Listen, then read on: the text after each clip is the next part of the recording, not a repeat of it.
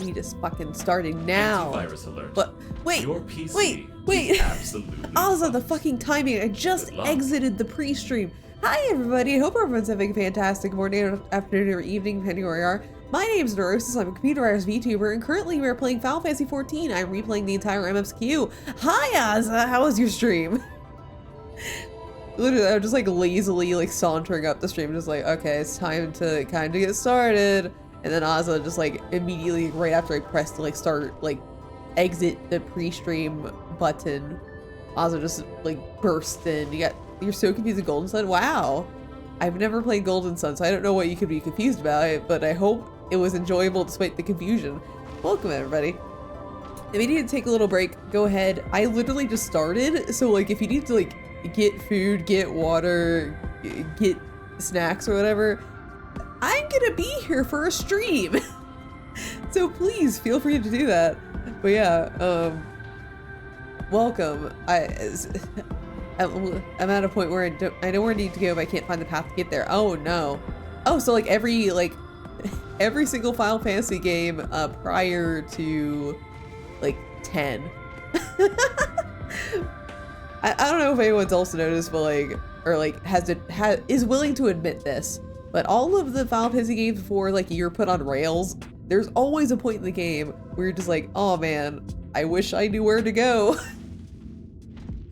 Like every single game, like in the later parts of 7, I haven't played 9 yet, and the entirety of 8, you just don't know where you're going anymore.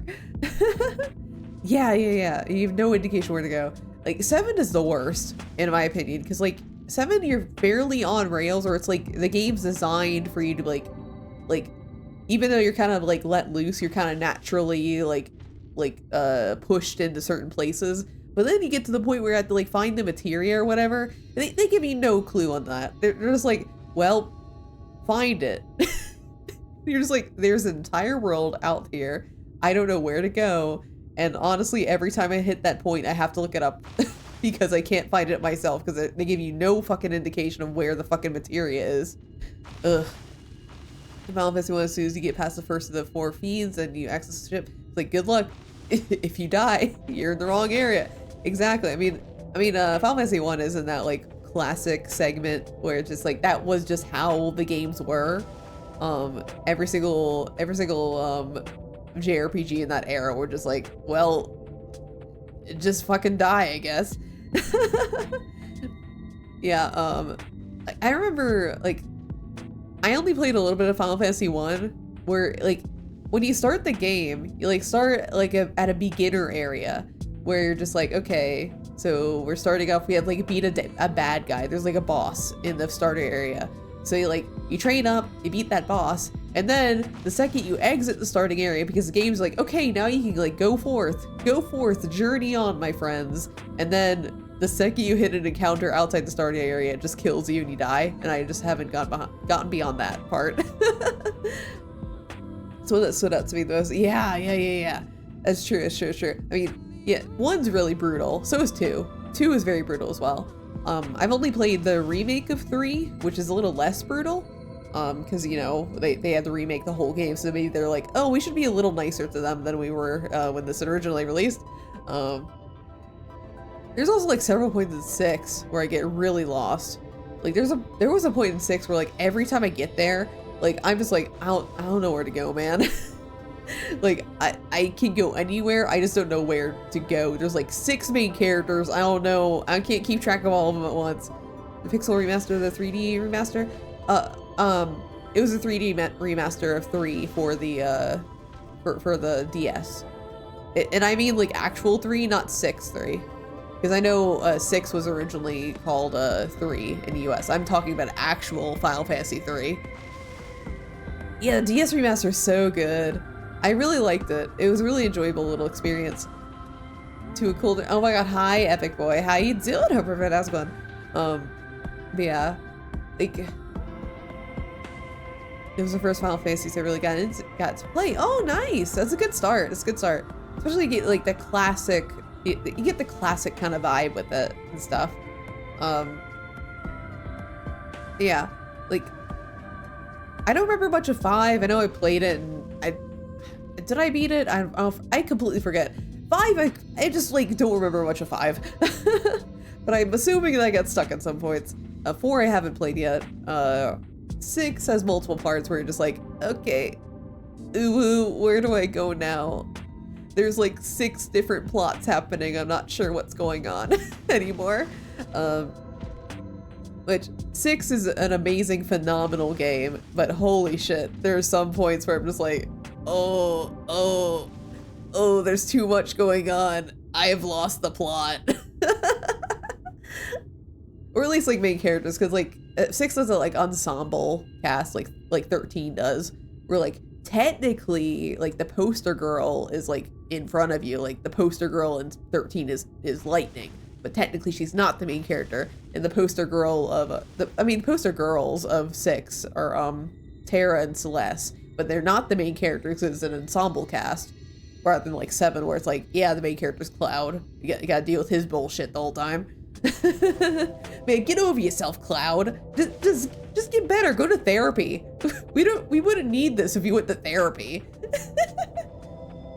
The life lesson of Final Fantasy VII isn't like an ecological thing or whatever. It's actually mental health awareness, because the entire plot would have been avoided if Sephiroth and Cloud each got some severe mental health when they were little. But you know, everyone likes to focus on the environment and stuff.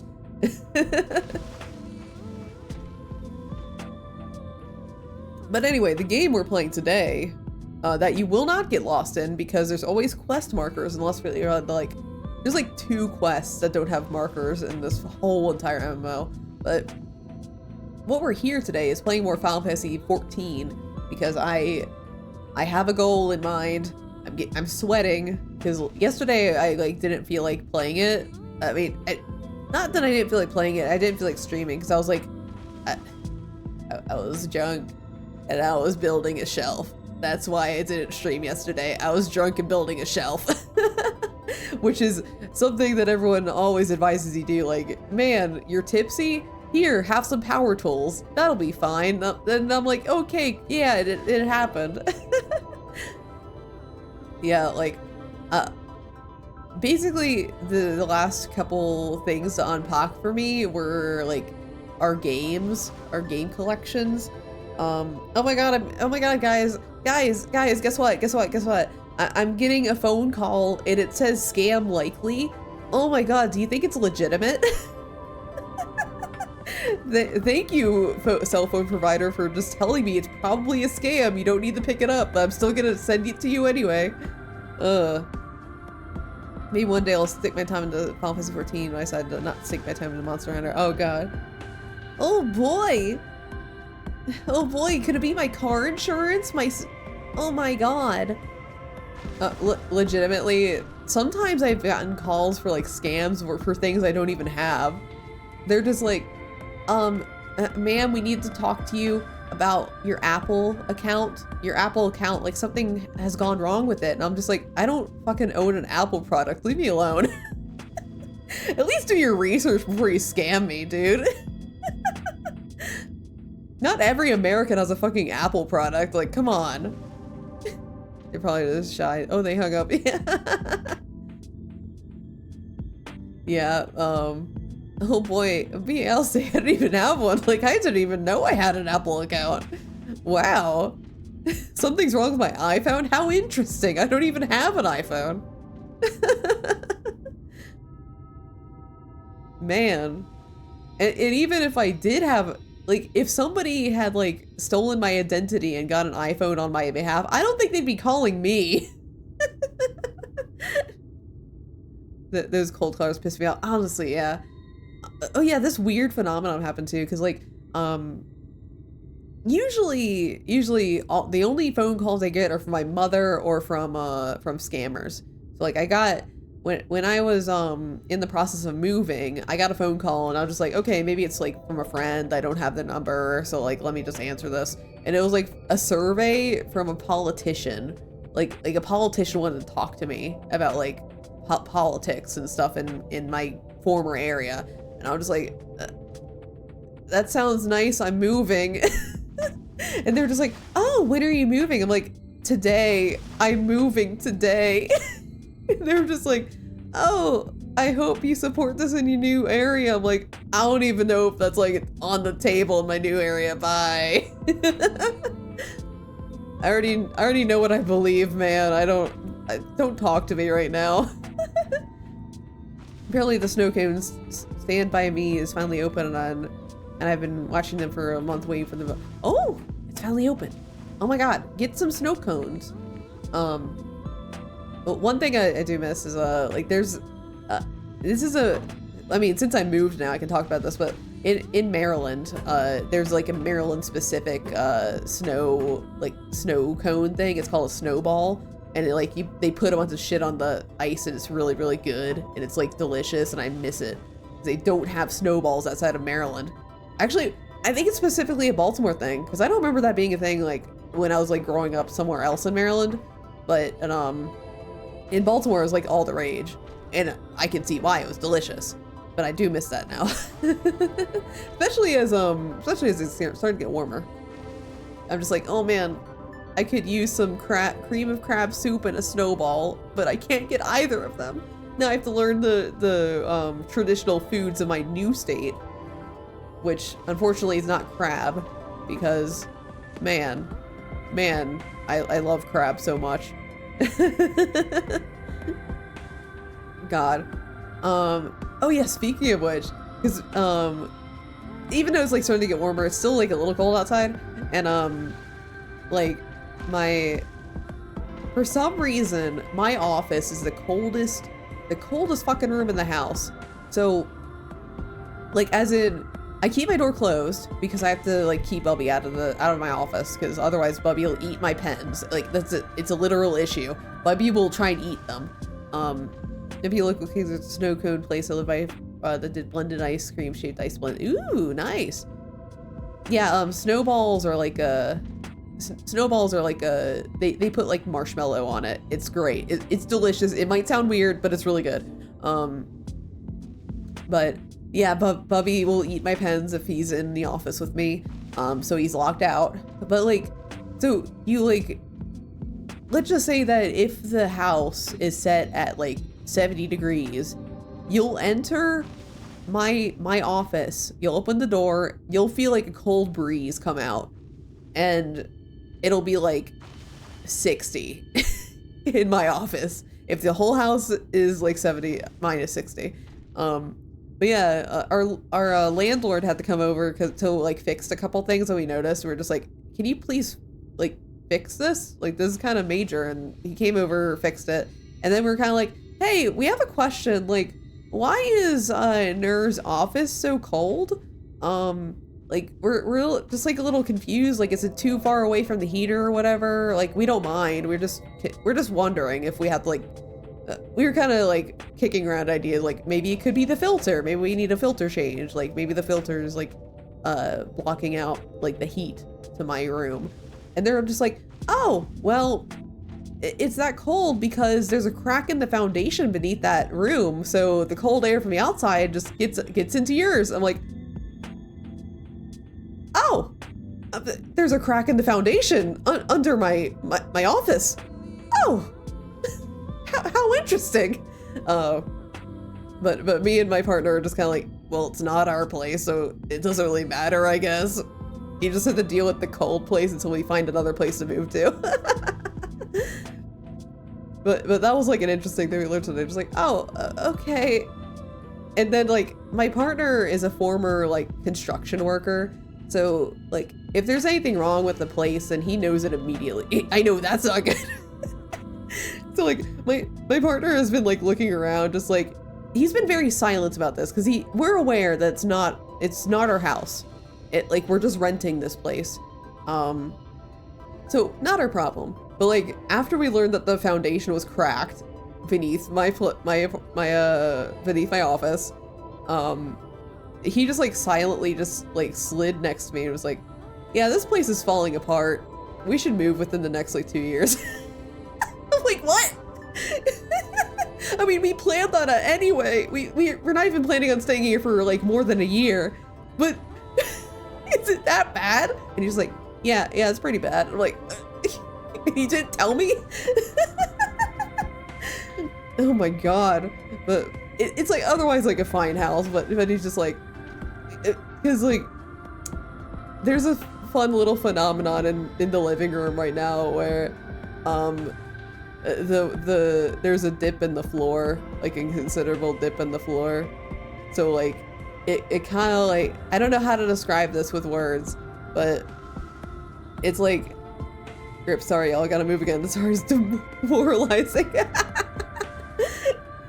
Oh my god. But I mean like this is a temporary thing anyway, because we're looking for houses right now. We couldn't find one in time, so we rented a place instead. And that, because like we were always moving in April. We're always gonna do that. It was just a matter of like, are we gonna find like a house? Are we gonna like buy land and build a house? Because, you know, we come from a long line of like tradespeople who could probably help us build a house. But yeah, like, but now we're just like in a house that we're just like, yeah, we should not stay long because this house is probably like not going to be standing, or at least not safe, in the next like couple of years. Last place I lived up, there was a straight up V shape in the floor that went through an open. Yo, what? What the fuck? Yeah, mine's like a dip. It's like a, so like the walls are like, so like, let's just say that the walls are like at a certain like level. So it's like, it's like, I don't know, let's just call floor level at the walls. And then in the middle is a dip of like 3 inches. So as an example, my desk, you might be wondering like, hey, Nerd, why is your like acoustics so echoey now?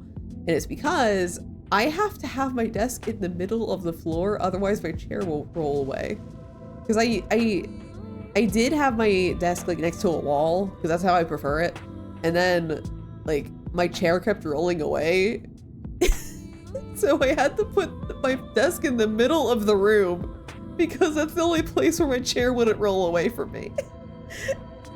It's horrible. I feel like a cursed living space right now. I don't hear the echo. Sounds like great. Like you say, okay, that's good. That's good. I did do some stuff because I was listening back to the previous stream. I listened back and I heard a bit of an echo, and I was just like, okay, let me see if I can fix something with that. So I did like a couple of things. It is major, like not any major changes in my space. I just like put some fabric over some things. I'm glad it seems to be working.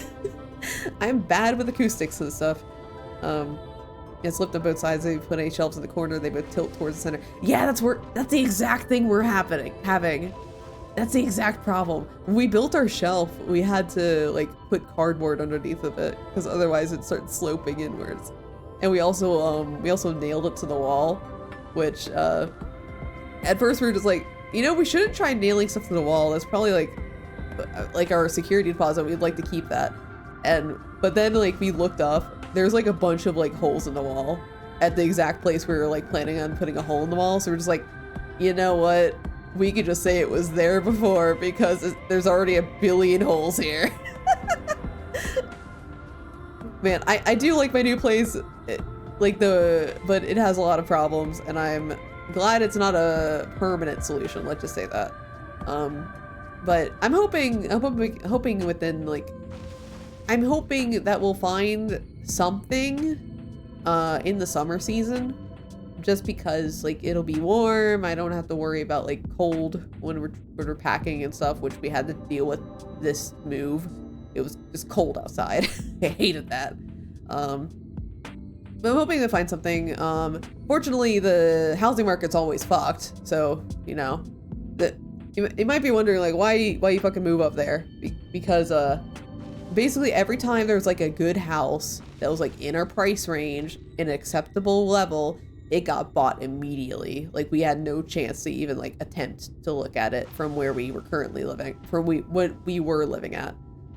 So now we can like be right next to where we can be right next to where a house is. So if there's a really good one that pops on the market, we can immediately be like, hey, we want to see that. We'll put it a bid. That will probably be outbid by like a oil baron or something. By the way, any oil barons in the chat would help me buy a house. You know, Venmo. Venmo me like some house down payment. I'll just like slide it under the table. Actually, just leave a suitcase of money at my address that I can use for a down payment on a house.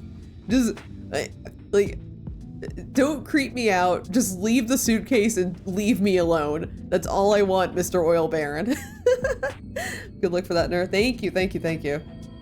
We're also deciding like, because again, half of the cost with the housing is like labor costs, and we're just like, well, we know a couple of people that'll help us build a house, and they know how to make it like not shit. I would like, maybe we could try building a house with like help. And honestly, the people who have offered to like family friends and stuff that have offered us, oh, bus driver, thank you so much for the follow, really appreciate it. Welcome, thank you. But yeah, like the family friends and family members who have offered us like help build a house with their own two godforsaken hands, they've just said like, yeah, just decide before we're too old to help you anymore. And we're like, oh, I mean, we can look into it. I'm very fortunate to know a lot of tradespeople, so that'd be cool, I guess. It'd be a very tiny house though, because materials are still very, very expensive. So we'd be like, we'd basically be having like a square. We'd have a tiny square and just be like, okay, when we have money again, we can add another room. But at least we'd own it, and it wouldn't have sagging floors or a broken foundation that causes air to leak in. Yeah, that's okay. I saw a whole slab of... Azza? Azza, how's your place going? I mean, the foundation's cracked in my house, but the ceiling isn't cracking. Actually, that's a lie. There are cracks in the ceiling, but nothing's fallen down yet. Yet being the keyword. That might be my future. Azza's like bringing my future into fruition right now. But yeah, God, I remember at my previous place that was in Maryland, like the paint chips were like falling off from the ceiling, so occasionally we just find like flecks of white. And honestly, moving was very healthy for Bubby because he kept on eating the paint chips that would fall from the ceiling for no reason. So that's good. Bubby going on a diet. No more paint chips for you. I just saw a whole like line of something fall. Maybe I should stop talking about this. I seem to be angering Azza's house. So anyway, let's get started with Final Fantasy XIV a little more. We are about to fight the Light Warden. So on Friday, Reen just got her new name. She's no longer Benfilia, she's Reen now. So yeah, let's see what the next objective is.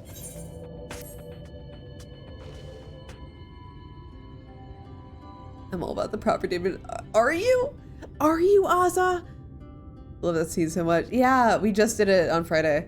I honestly don't know how to repay you for all you've done, but I promise to do whatever I can to help. As long as the damage isn't too much. I mean, sometimes a little damage is a symptom of a lot of damage. Like, we just thought like, oh, haha, there's a little crack in the foundation on the outside, but then we learned there was actual like damage. I ran, it's not my problem. It's not, if it's not inside me. Exactly. Like right now, we're just like, it's not our problem because they know that the foundation's cracking. Like, we're renting, we don't own the place, we don't care. As long as I have a safe place to live It's fine. I don't care. I'm not repairing anything. Are you certain you're up to fighting so soon? I can't imagine the power of the Oracle is something that one learns to wield in a space of a few hours. Maybe not, but the presence of the Light Wardens is unmistakable to me now. In fact, I sense one here in Amarang, to the west. I think it might be hiding underground. Underground? Then it's as we suspected. We thought it prudent to take a brief survey of the area prior to your arrival. To the west we found the remains of a site known as Malika's Well. If I recall correctly, the well was built in remembrance to one of the ancient kings of Navatharang to serve as a source of respite from a desert heat. It fell into disuse after the flood, whereupon the miners of Amarang thought to turn part of it into an excavation site. Judging by its size, the underground waterways are no doubt extensive, the perfect place for a warden. Reen, are you certain you can track it down? Leave it to me. It's settled. We make for Malika's Well.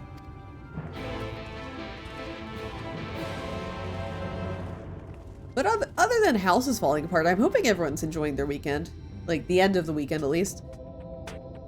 In my own playthrough, I just finished the 5.3 MSQ. Shadowbringers is fantastic. 5.3 is honestly a huge highlight of Shadowbringers. But, like, it's basically the grand finale. Essentially, you are done with Shadowbringers right now. You're gonna be going into, like the build up to Endwalker now, which I hope you enjoy. Endwalker's a good ending for basically like the main story so far. I am trying to finish Endwalker before trying to finish replaying Endwalker by the time Dawn Trail comes out. Means a lot of Final Fantasy in my future. Ugh.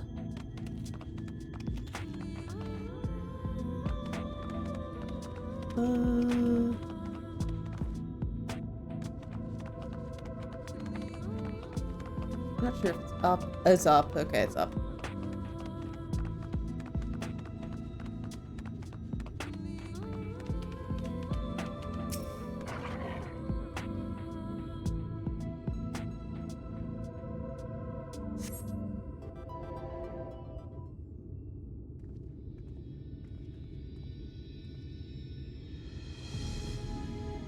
It is. I also just finished the Eden Raid. Yo, Eden Raids! Eden Raids are so good. I love them. It's here. I can taste its ether on the wind. And we finally found our mark. Let's put an end to this, Nur, and return the night sky to Amarang.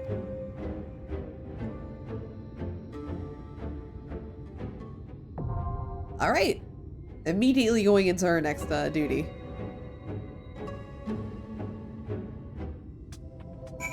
Alright, and as usual, we're doing NPCs. Definitely bringing Thancred, because only tank. Literally the only tank here.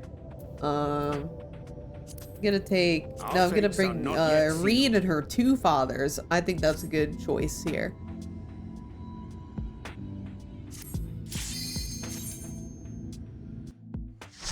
But yeah, I've been doing a little busy work today. Perfection. Yes, perfect. So, like, since I have the new microphone now, I've been like re-recording some stuff that I was like because this is kind of a better quality microphone than it's still a USB mic, which isn't like the best, but it's definitely a huge step up from what I had. So I've been like re-recording some stuff, just like doing it again, and also I can't say much. I can't say much, but I'm very excited about it. Basically, I've been asked to do what is gonna be my first like paid project as a VTuber. So it's gonna be very, very fun. I'm working on it right now.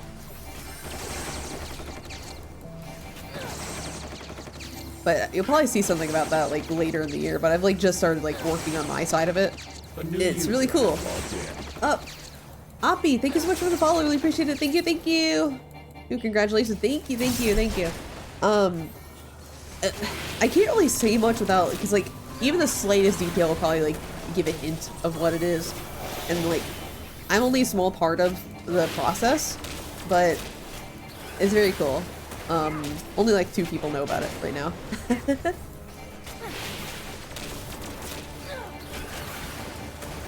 So basically I'm going to be vibrating my chair until like later this year when it's probably going to be announced / revealed. But it should be this year. I don't see any reason why it would like bleed into 2025 unless I'm like woefully misjudging the work that's going into it. Which is possible. It's always possible. But otherwise, things I can talk about, I was re-recording a bunch of covers, too. Because I had a couple of covers that were, like, in process, but now that with the new mic, I'm just like, I'm just gonna re-record everything. There's one thing I'm kind of biting some costs on, but, I felt better re-recording it than I was, like, just, like, doing it as is.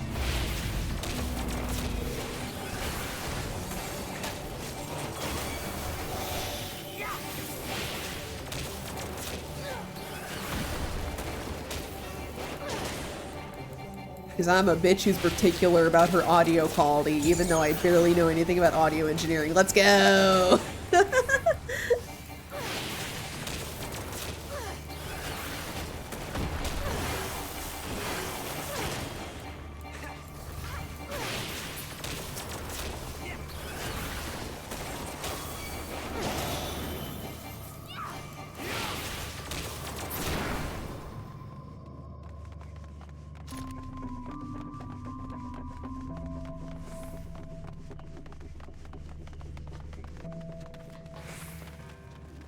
Okay. I'm not as familiar with this dungeon just because I don't run it as often. I forget if there's any glams that I would have wanted to get from this one. Because I know the dungeon in Raptika, I did a billion times to get like 2 sets of armor from it. This one I'm not sure. I don't remember if there's any like cool glams to get from this one. This is admittedly the dungeon I'm like least familiar with as far as the Shadowbringers ones go. All the other ones I kind of visit frequently for one reason or another. This one I'm never really a frequent flyer of. Let's just say that.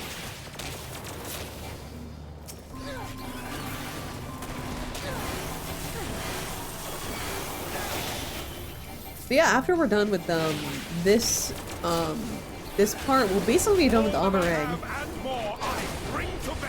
Okay, Rianjay, but after this we'll be heading to Calusia to do some stuff. I've only read it once. It doesn't have my favorite boss design. Honestly, the boss design I do remember. Boss design's really cool. Every time I have to run this dungeon, there's always like somebody who dies at the boss. Somebody forgets. At least once.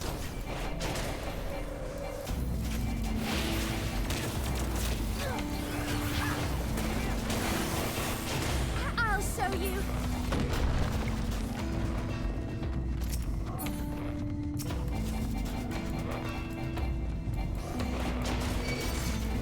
Okay.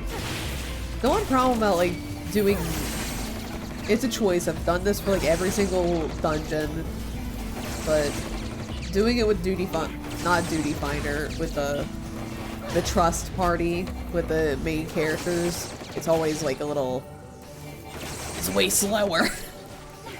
So like I'm just here twiddling my thumbs, just like, man, if I had a group of like actual people, we would get done with this like 10 minutes ago.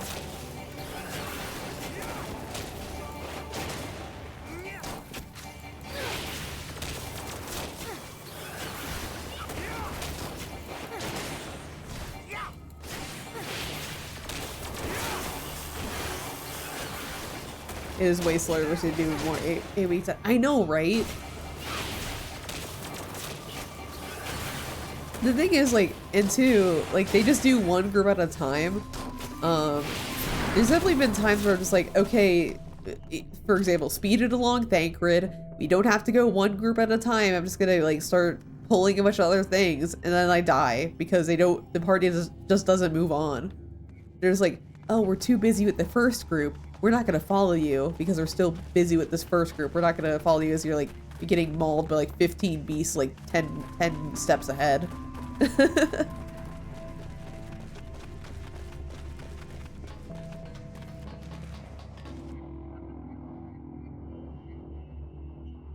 ASMR try and speed up the trust party, but then get mauled by beasts as the healer looks on with disdain. Honestly, that's probably very realistic. With the healer just letting you die for pulling as a DPS.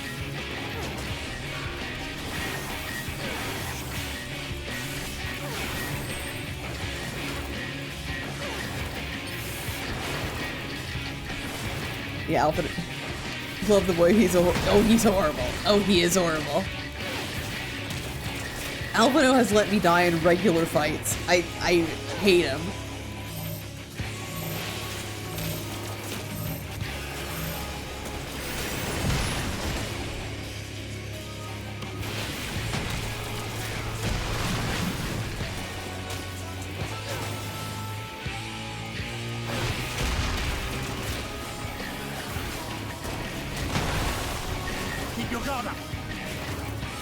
You don't have to tell me, Thancred. I can always keep my guard up. I shall protect thee.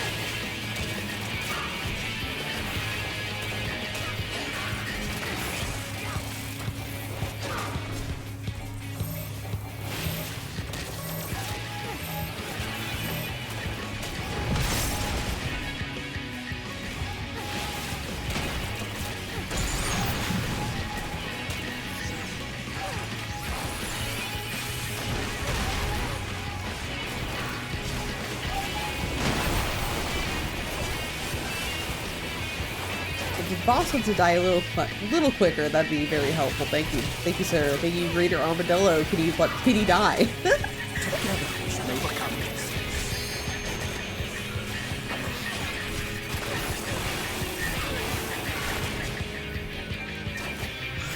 No, actually, I could right here.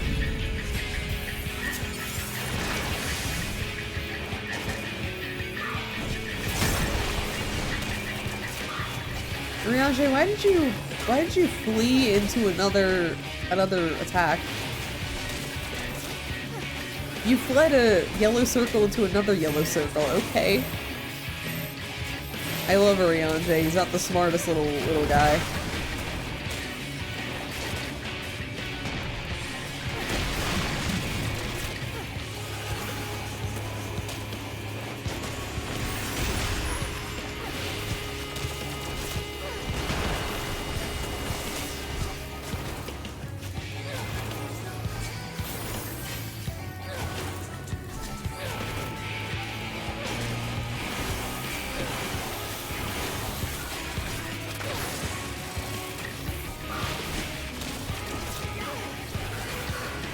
Healer, just wait.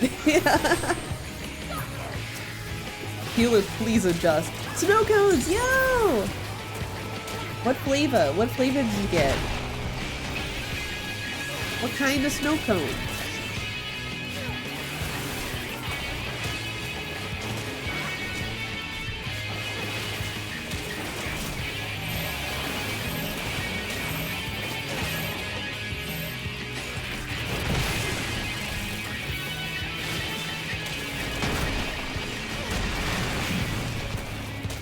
Got a banana split and a tiger's blood. Yo, what does tiger's blood taste like? Oh, we killed it. Yo, we got an aiming thing. Cool. It's rare for me to get an aiming when I've never played anything but aiming. Oh yeah, I just realized this. I didn't know they made banana split Sunoco's. Yeah, they can get really funky with the flavors.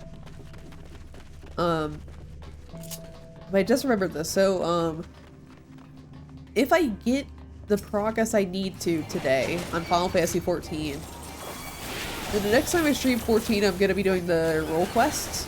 So, like, I'll be doing the healer role quests and stuff. Tiger Blood is a common flavor down here. It's a strawberry and vanilla ice. Oh, that sounds good.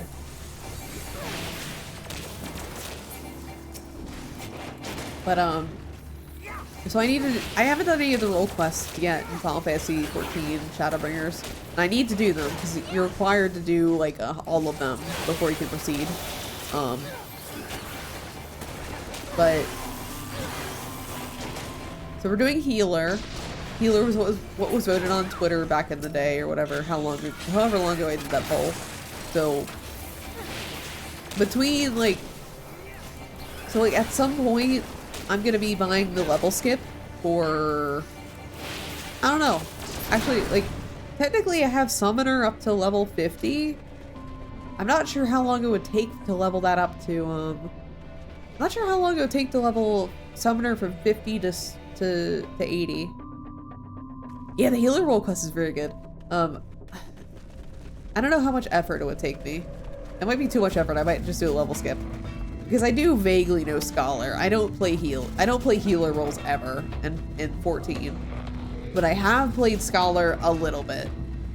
So it's either I'll get Scholar or I'll like level skip something else. I don't know. Yeah, it would be a bit of investment. So like, I'm not sure. I don't think I will.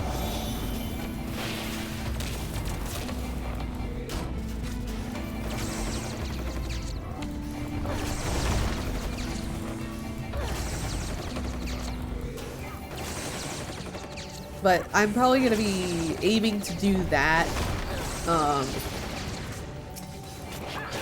Because I know the point where they like prevent you from proceeding unless you have the role quest done. So I might actually just like go until then. To see when I get through Emberdark before the expansion, like getting the skip would be better for you. Honestly, yeah. That's a good point, Azza. Might just get the skip. I'll check how much it is. See if I can get it before next month.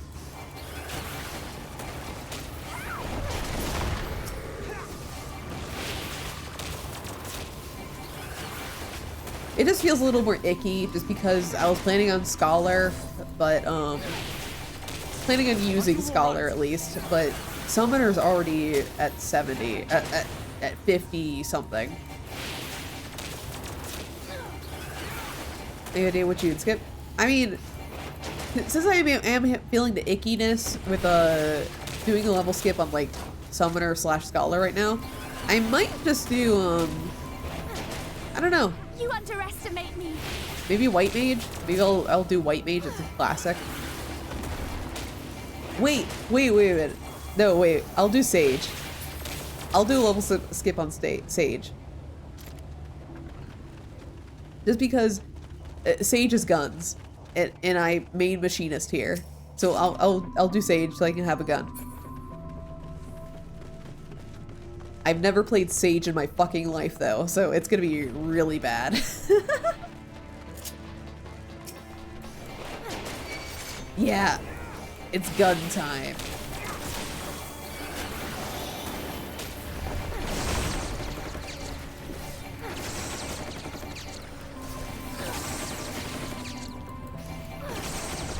I'll have to like get a, actually wait, never mind. I don't have to. I was about to say, like, I need to get, like, a glam for healer, but then I remembered that the fucking level skip comes with equipment that you can use. So, I'm all set. I don't need to find a glam.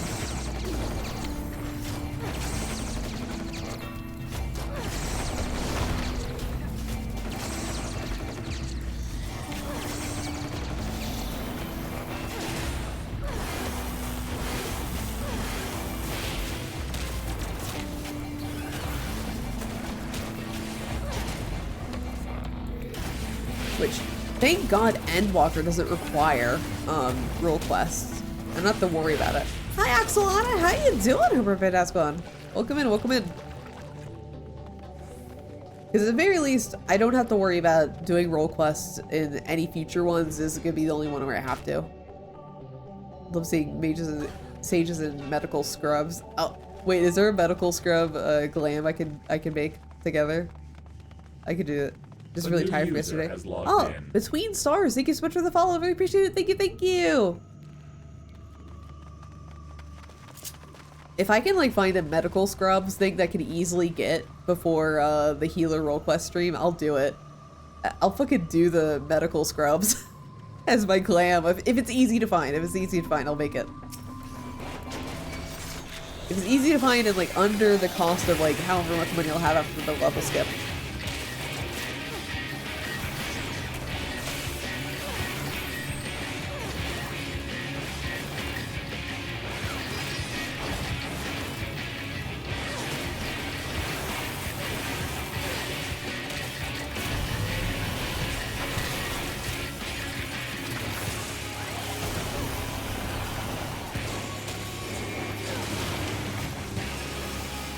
It's not too much trouble.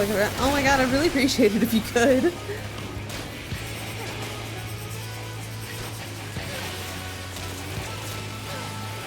If it's craftable, at least.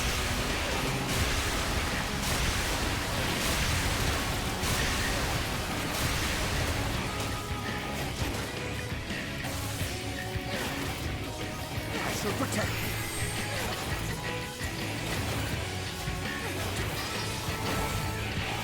Which, by the way, I keep on forgetting. I need to get you a reference sheet for this character. I'll do that at the very least by our stream, our next stream.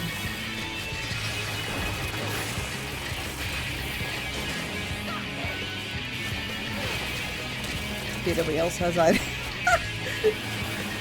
It's true. Honestly, we have been busy though. It's why the next Omega stream has taken so long.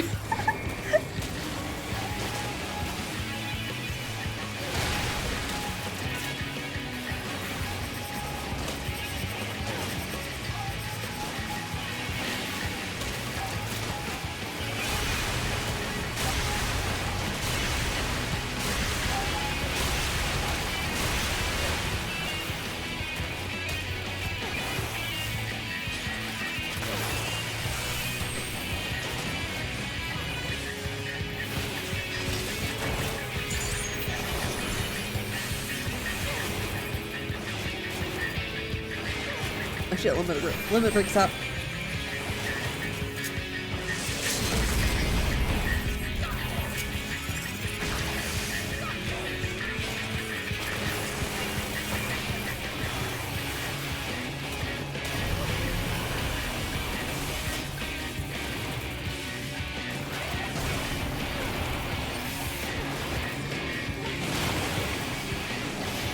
Keep your guard up. Yeah, looks good. Nice! Awesome. And if you need any supplies that are hard to get, I can try and get them on my my main. My main has all the shit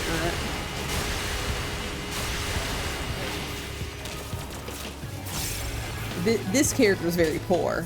My main account, however, not very poor. This guy, I love him. Yeah, it's fun. This dude's fun to like run around.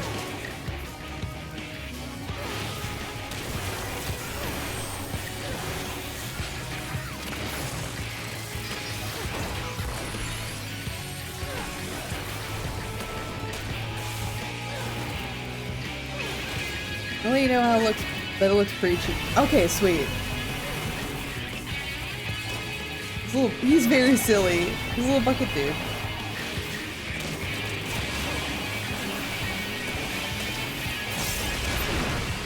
Alright, bye Bucket Man.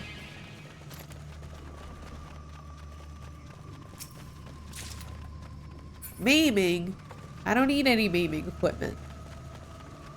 My main is machinist, I don't need that.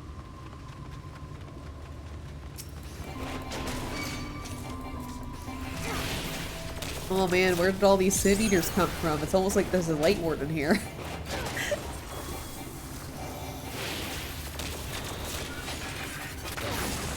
Do the hack off the damn. Yeah, exactly.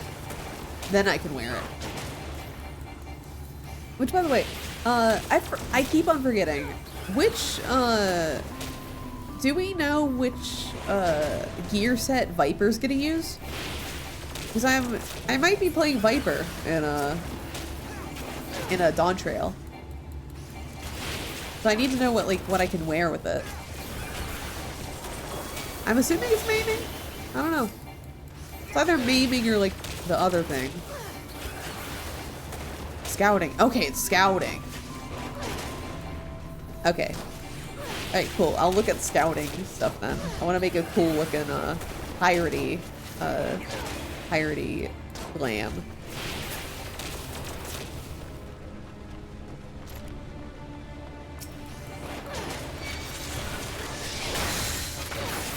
But who knows if I'll actually like main My time has not yet come. who knows if I'll actually like main Viper. I just like it because I'm a big simp for, you know, the Sky Pirates. But you know, like Viper seems like it'd fit really well to that aesthetic. But I'm also really bad at positionals, so I like playing an easy mode where I press button and things go down and I don't have to think about where I'm attacking from.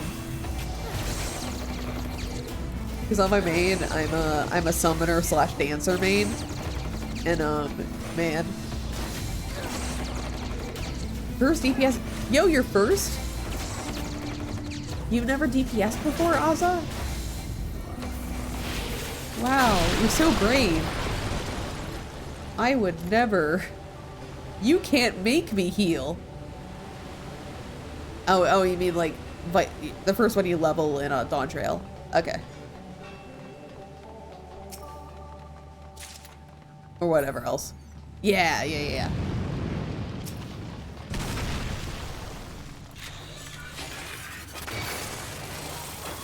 I mean, I should fucking know this. We've played together. I know you've done DPS before.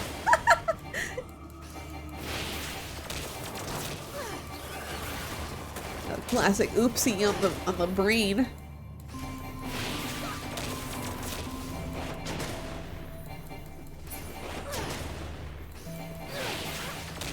Yeah, my main is I don't heal or tank. I mean, I have played tanks before, but I do it on a very casual basis. Like I do Dark Knight if I'm tanking,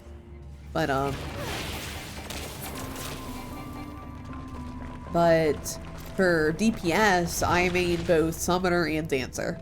Dancer I actually raid with. That's my raiding class. But Summoner is what I usually use for everything else. Because I don't quite like doing Summoner for raids, just because like so much of my brain capacity is spent on like avoiding the attacks. And you can't really freely move around as much with Summoner. Summoner is very mobile, but Summoner is also like you do have to stop sometimes and do casting stuff. But for Dancer, at least I can mainly focus on avoiding attacks.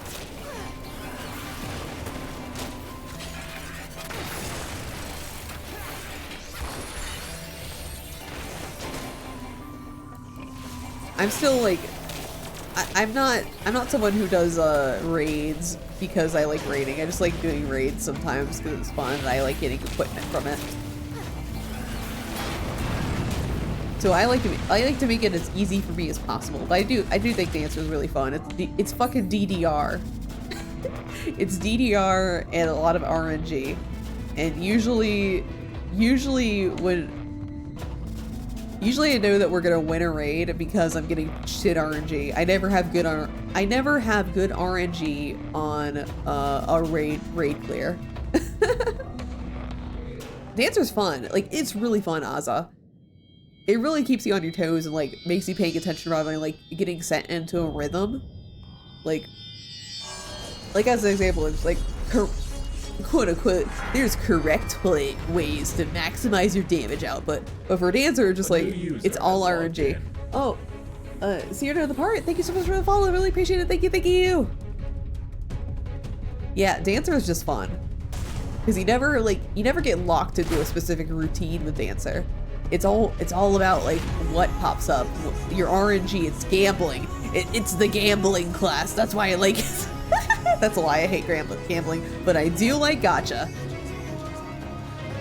which is also just gambling.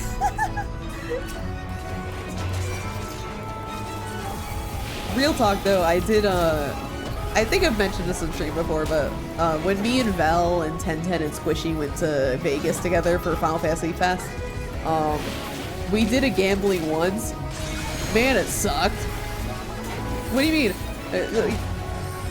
So, you made the red mage rotation of okay. It's pretty good though. It is good. Ah, God damn it. I wasn't paying attention. Protect thee. But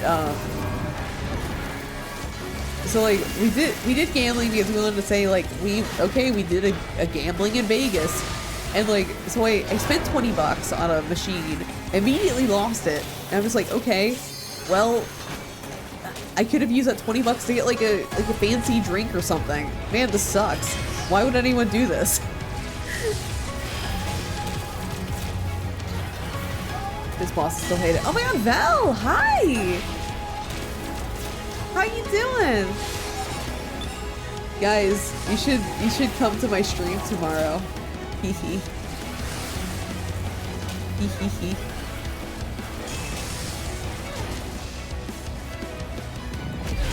Hee hee. Yeah, you should all come to my stream tomorrow. Hee hee. We're not gonna explain anymore. Hee hee. 22 hours from now. Oh my god, I gotta set up some things.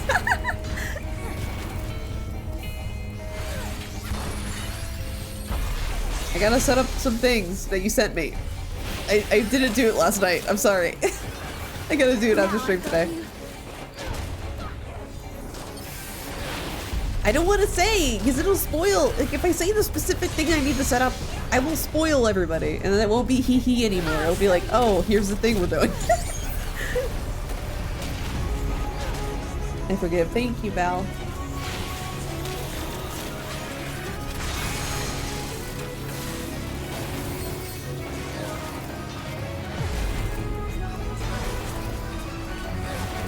I love secret factors. Me too. I love them. On one hand, I am so impatient. Like, whenever something happens, I just want to share with people immediately. On the other hand, it is also really funny to just be like, hee hee. Hee hee, I know something you don't. I'm keeping secrets.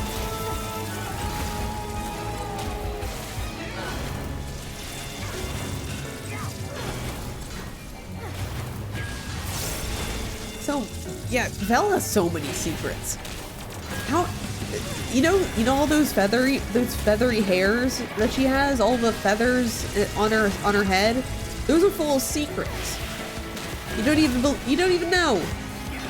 Every feather is a secret. Exactly.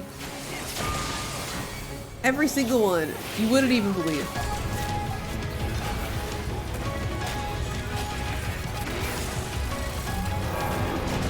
Now, why am I next to Thancred? Get out of there.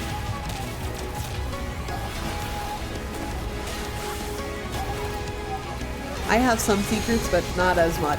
I don't have as many secrets as Val does. It's because I don't have feathers in my hair, that's why. The feathers are the hold the secrets. I just have wires, and they aren't that secret efficient. Let's just say that. Low efficiency.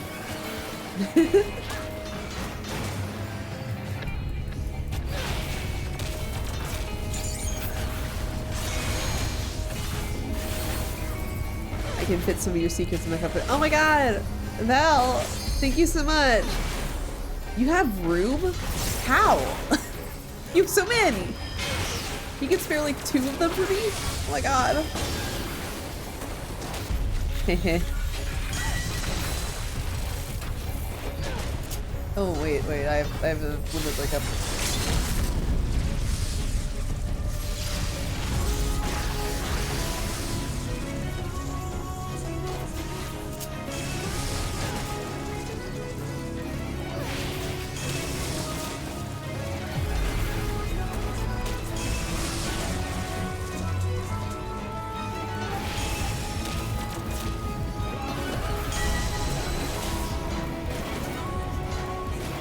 Okay. Oh yeah, I should probably mention, it's an elephant in my room right now, but nobody can see this.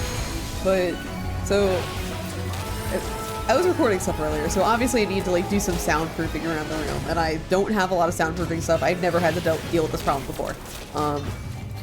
So, one thing is like right next to my desk is like a little doorway to the kitchen, and so I was like, I have to cover that up. There's no door. I have to like cover this shit up because a lot of the echo is coming from the kitchen. So what I did was, oh, I beat the boss.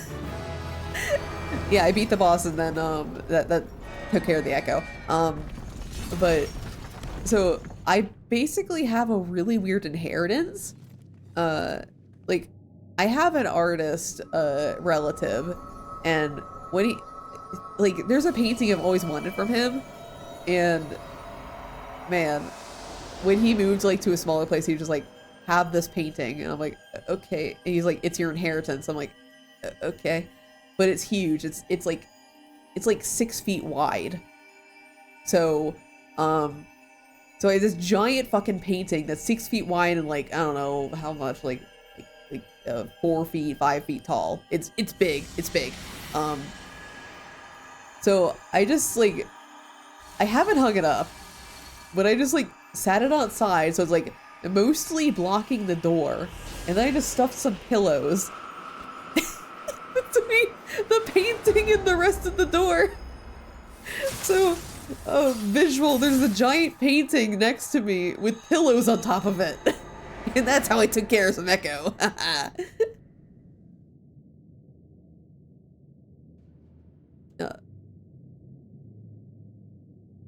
Warrior Flight? Was the story that bad? My Warrior Flight didn't even like my story. She was suffering from it. What the hell? I forgot that happened there. But also, like, what the hell? Oh, 0 slots remain. Oh, fuck. I gotta do inventory. I hate doing this on stream. Lance, I don't need that. I'm just, like, discarding them. I'm not fucking... not picky. Rod. I don't need rods. Scholar? No, I don't need that. Maiming? I don't need that. What I got here? So I got the Paladin's Arms. I don't need that. Healing? I don't need that. Maiming? I don't fucking need that. Aiming? I need that. Armory chest. Armory chest. I got an iron torch and a cane. I didn't need that in there. The boldness of throwing this away. Hi Sword, how you doing? Hope we're having a fantastic one. I don't care. But this character is only for streams. Man, I don't care. I wish I could be like you. I mean, I'm a little more picky when it comes to my main account. If it's the main account, I'm just like, okay, can I decent this? Do I sell this? And I'm just like, here, I am free. Finally, I'm free. Can I put things on right now? Yeah. Okay. Gotta be honest, guys, this looks kind of shitty. I can't dye it. That's the problem. Like I don't like the colors here. The brown's a little too saturated here. It's clashing with the blue. I don't like it, but I can't dye it. It's non-dyeable. I don't think I can update my glam here. No, I can't. I'll have a shitty glam next cutscene. Whoops. Made a mistake, boys. And I'm gonna look shitty. I'm gonna look so shitty, and I'm gonna be so embarrassed. They're gonna be like, oh man, who brought the night sky back? Could it be that shittily dressed person over there? But when He just told me changed the the Talos was in No. pieces, and the trolley didn't look much better, I couldn't help wondering what in the hell's had gone on. No, you can't make me change my equipment back. I put on the stronger equipment. I'm not taking it off. You can't make me. Indeed. At least the heart is in one piece. The rest is replaceable. Looking at this mess, though, it's a miracle they survived. You can say that again. What the? Are you seeing this? No, I can't. The camera isn't up there.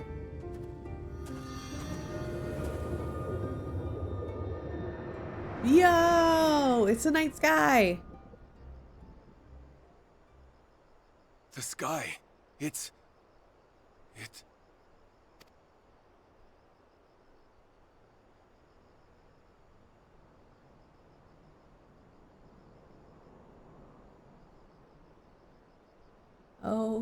Oh, the kid.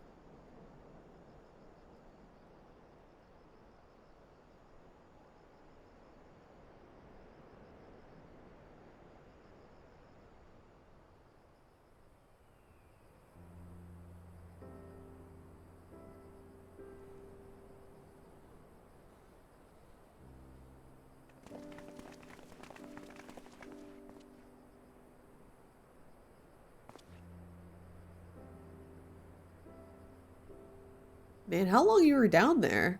It was night just a little bit ago. At last, night has returned to Amareng. No, it hasn't, Alize. It's daytime. Can you not see?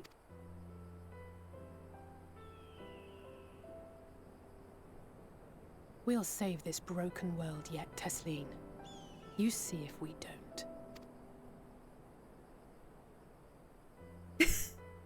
Yeah.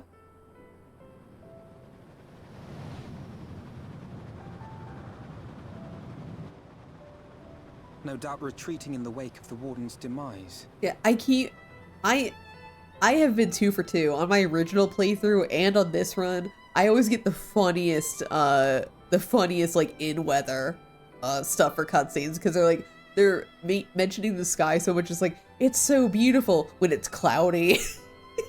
It's so fucking funny. Back to Calusia, the last refuge of light. Yeah, fog. Like, look at the beauty of the night sky. It's cloudy. You can't see shit. Home to our dear Lord Vorthry, who will no doubt do everything in his power to thwart us. As well he should, for defeat there would spell the end for both him and his heavenly host.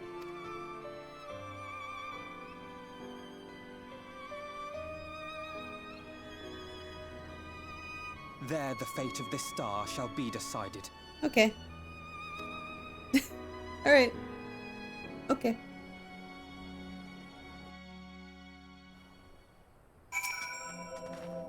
We did it. We really did it. I only wish there were time to visit the inn. We can but hope the return tonight has granted the residents some shred of comfort. They thought the world beyond changing, but today I think we proved them wrong. And we will fix this broken land there together. I can fly here now. Are you feeling alright, Ner? After you defeated the Light Warden, I could swear I saw its ether.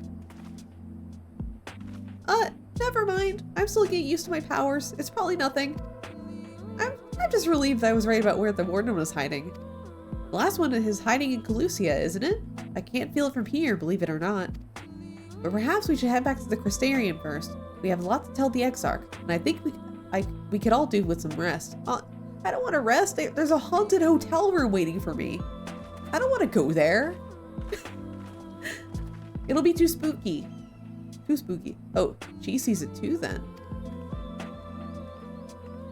Yeah, oh. Reed is also saying that, like, the whole Light Warden business is fucking up my ether. Oh no. The secret's gonna come out soon, guys. Oh, wait. I don't even get the opportunity to fly around here. I'm just gonna... Yeah, it's good shit, right? I fucking love Shadowbringers. It's so, so good. Alright, well, I can fly here now. A test of your reflexes! Thank you for a test of my reflexes, Val.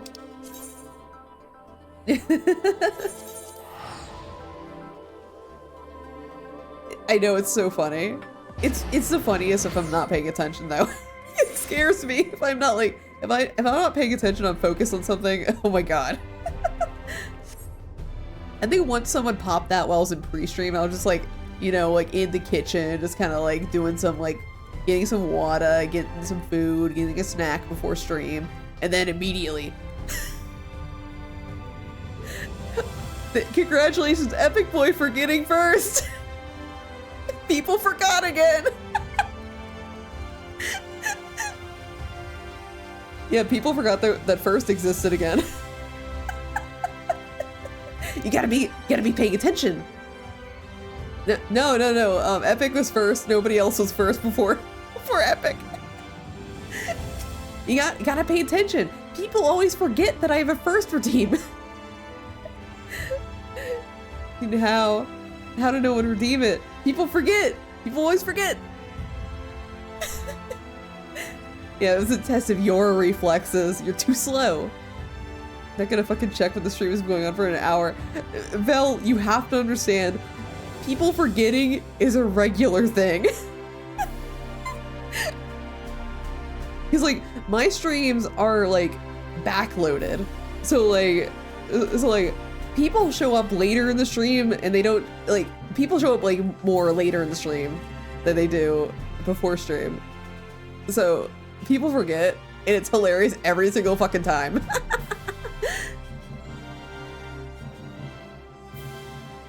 What were we talking about? I don't know. You're first now.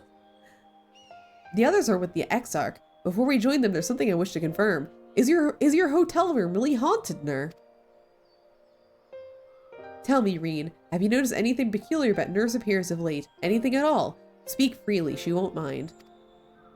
Well, since Benvilia bequeathed her power to me, I've been able to see the light inside of her. Though I didn't think of anything of it at first, but after we defeated the Light Warden in Amarang, I realized something was wrong. You've absorbed its ether, Nur, and the light within you has grown monstrous.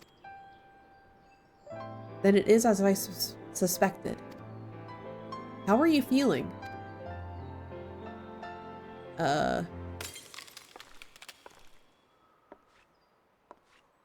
Nur!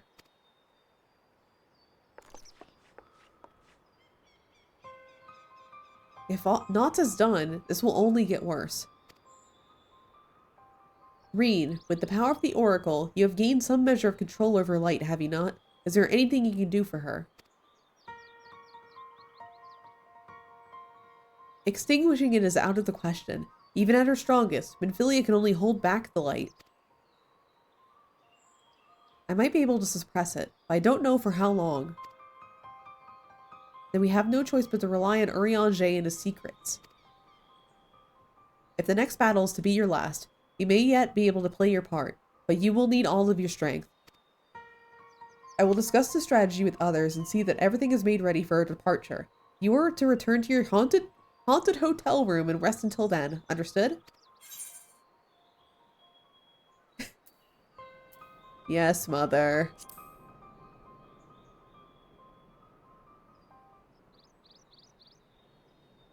Ah, none of that cheek, or I'll take you across my knee. Now, off with you to the pendants. We will call for you when the time comes.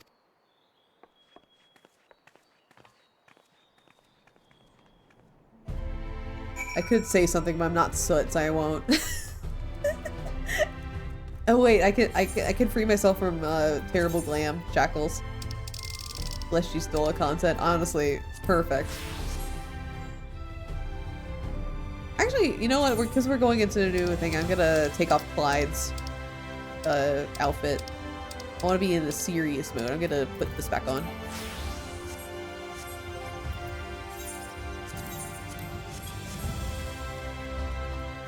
Oh, this is not voice acting. I know, right? Like, that's such a good scene. I forgot about it. Why isn't it voice acted? Also with the glam. Azza! I'm so excited to get my scrubs for the role quests.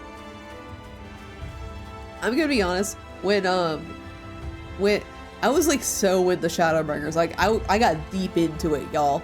But when I played this for the first time and I got that cutscene of us like, oh, it's serious, like something is changing within us, I stopped going to the source. Like I did not go anywhere near the other places. I was just like, I can't go back. I can't go back. I have to stay in the first. I'm a danger to everybody. So like, I played it like as how my Warrior of Light would have. Where like, I also think that she would not like go back to the source in this time. Because she's like, I am a monster. That kind of thing.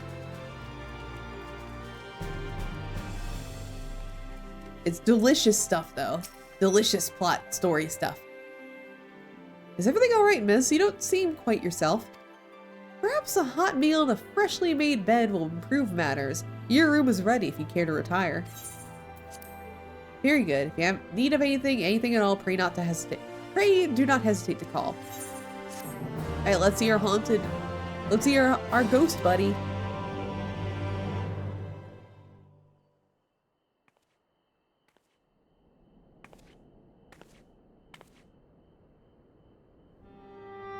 Oh, hi, Arbert.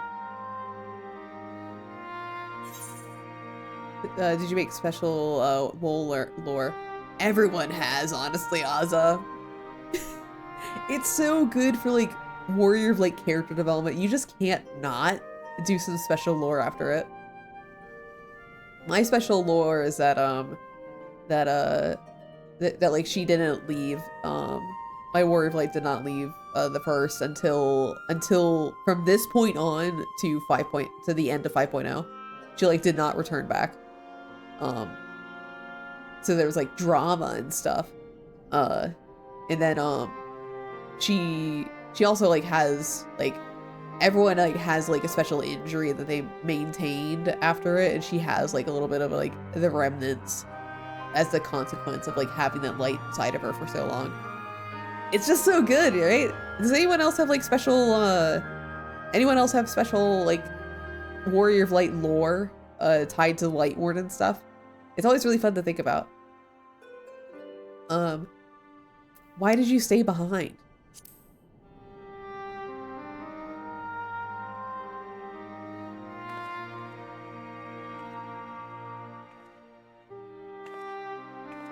And sometimes the dead would rather not be disturbed. But enough about me. What of Armorang? I mean, I'm almost dead and you're disturbing me, so... Oh, is that too soon, Ardbert? I'm almost dead. If you accompany me, you would know this. That I'm kind of going through it right now, mister.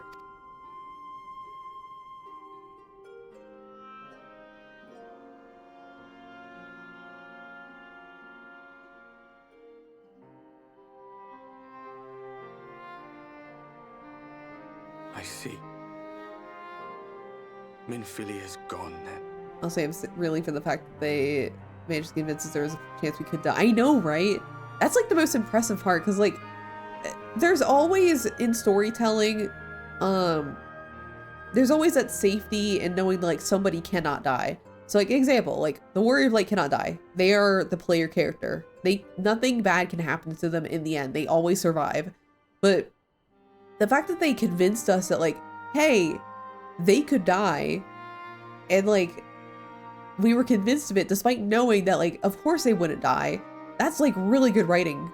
That's extremely good writing, and it astounds me how good Shadowbringers is. In game, Azza has gone blind in one eye, occasionally get oh yo, that's cool. That's a cool consequence. This is suffer MC syndrome, do not deserve rest.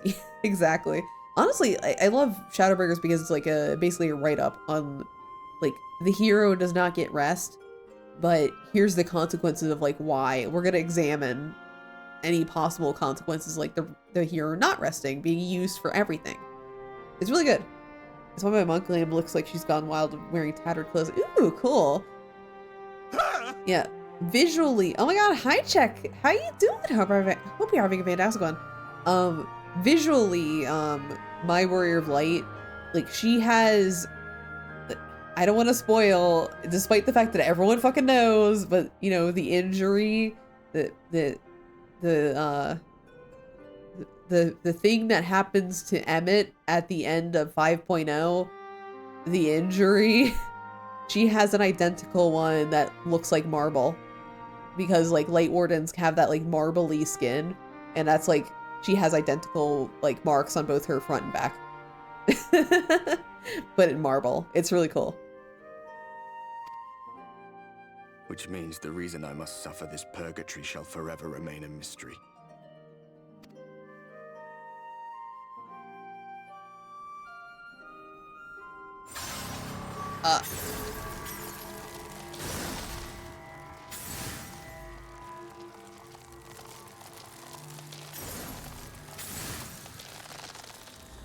What's the matter? Are you all right? No, I'm fine. I'm fine, Ardbert. Don't think about it.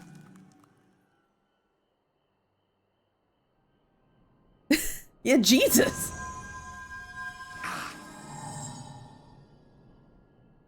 Bro just got static shocked.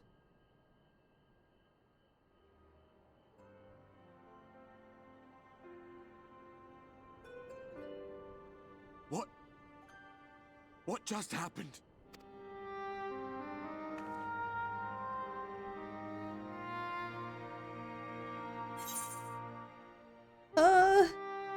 There was something Minfilia said to me that, you know, you would have heard if you were there with me, Ardbert.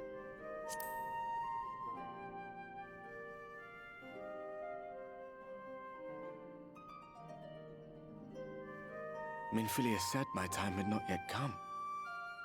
That I still had a role to play. Not even the most valiant heroes can stand alone. No, it couldn't be. There's only one hero in this room, and it is not me. I'm just a shadow, cursed to wander. You're not a shadow, you're my ghost friend. You're a Danny Phantom. Hi.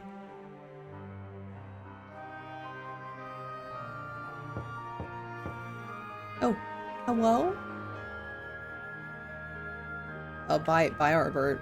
Thanks for saying bye to me. The audacity of this man. Just shows up in my fucking room and then leaves without saying anything. Oh, hi, Exarch. Not the goat. Stop doing that, Check. It's so scary. Forgive the intrusion, but Minfilia, that is, Reen, and the others were asking after you. Is everything all right? I'm fine. Nothing wrong here, Exarch. Everything's deja vu. Thumbs up. Collapses on the spot. Is fine. That pain again. And did it pass? Is fine. I see dead people. Everything's okay. Thank goodness for that. I would not wish to see you suffer. Though I know only too well how much you have suffered on our behalf in recent days. Indeed, I have no right to impose upon you further. Nevertheless, I must ask one thing of you. Uh-huh. That you survive this, no matter what. I mean, I'm doing what I can. Doing what I can here. When the dust settles, you must return to your world. For the battles to come, and the wars yet unwon. The final Light Warden is all that stands between us and victory. There is still much we must do to prepare. But for now, I will see if there is aught that may remedy the strange affliction which plagues you. I don't think it's that strange. I think the cause is quite clear. It's not really strange, my dude. When the Warden is dead, will your work finally be done?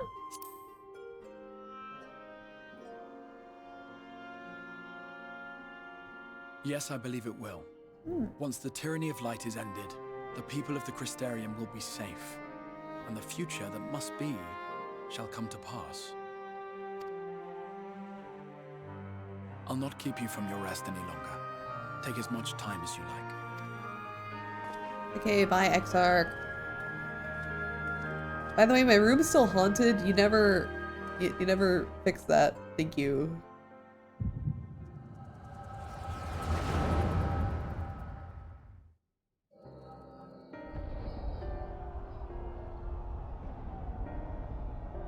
Please, the Ghostbusters, I need them. No, this isn't right. It would need to be later, after the liberation of Alamigo, perhaps.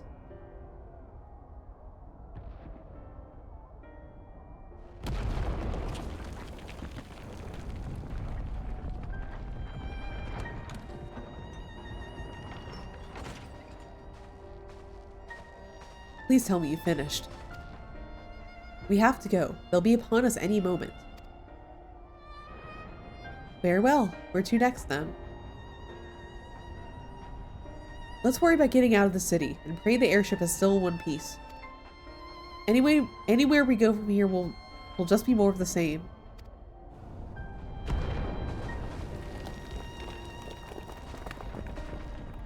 Gods, by the sound of that last one, I reckon the Knight's 12 might be the Knight's Rebel by now. Is there nothing we can do?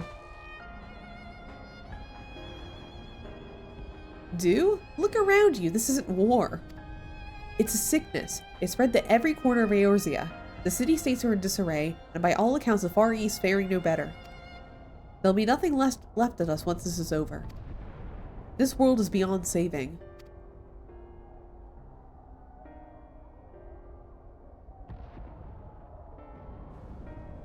I never tire of that story, when the hero swoops in astride a white dragon to save a little girl.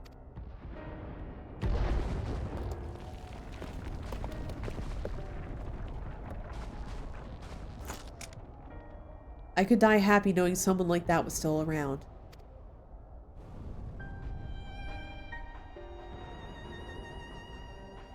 Indeed, but not today, not while our message remains undelivered.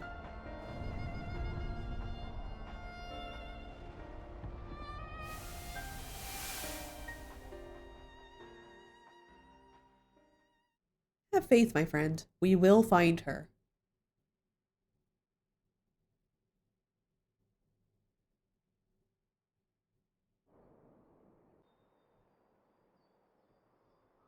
In the most uncomfortable sleeping position ever.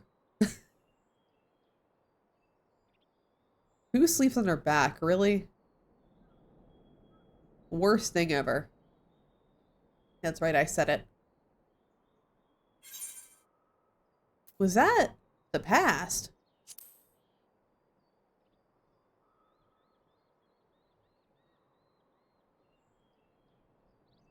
Get ready for the coffin. Oh yeah, that's true, that's true, that's true. There's probably multiple people named after Ghostbusters in Final Fantasy XIV. We just need to call them. Call them Warrior of Light Ghostbuster. I need them for my hotel room. I can't get fucking good sleep with the ghost in my room.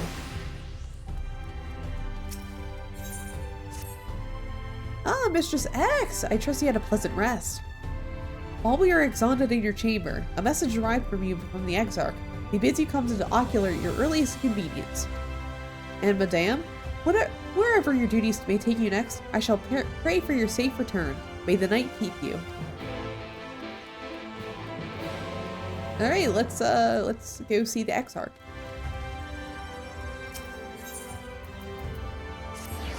Oh wait, I went to the wrong place. Shit. Yeah, this one. First, the Waking Sands. No, wrong way. No! I don't want to go to the Waking Sands anymore. You can't make me. I am freed from those chains and can no longer be forced to go back.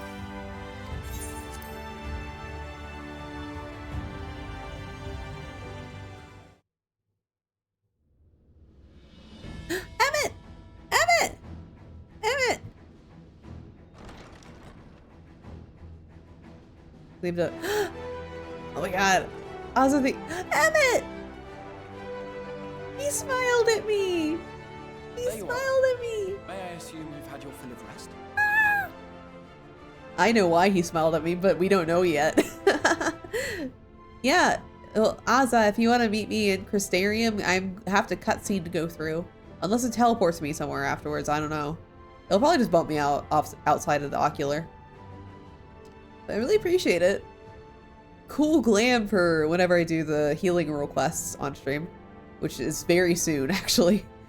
There you are. May I assume you had your... Wait. This is voice acted. Why am I doing... What am I doing with my life?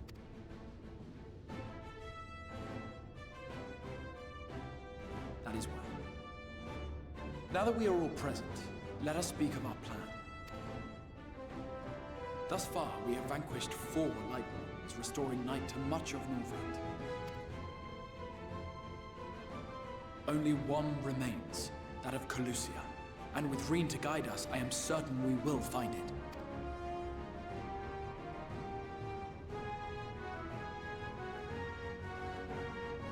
We're so close now. If we can just take care of this one last warden, we'll rob the Sin Eaters of their final foothold and drive them out of Northrend once and for all. It will be a new beginning for the First, a chance for the people to rebuild their world. In short, a prize worth fighting for.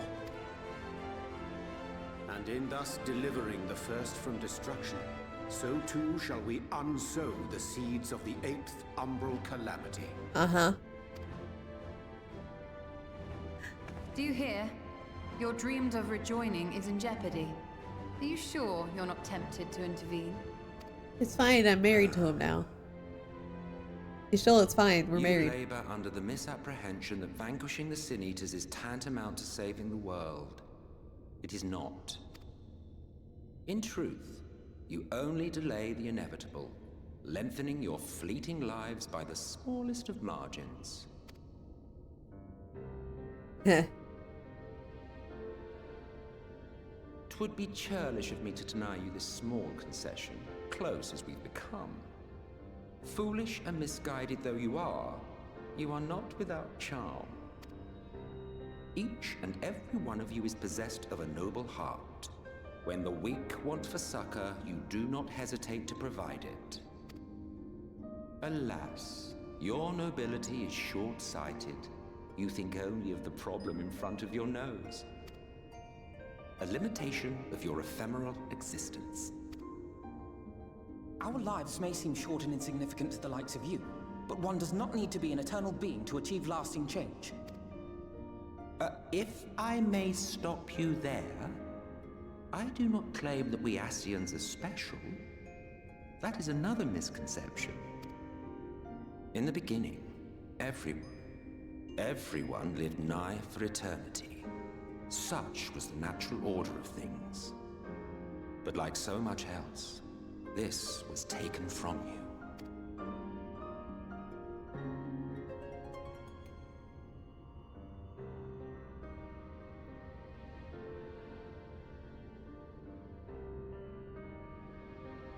You won't object if I borrow your plaything?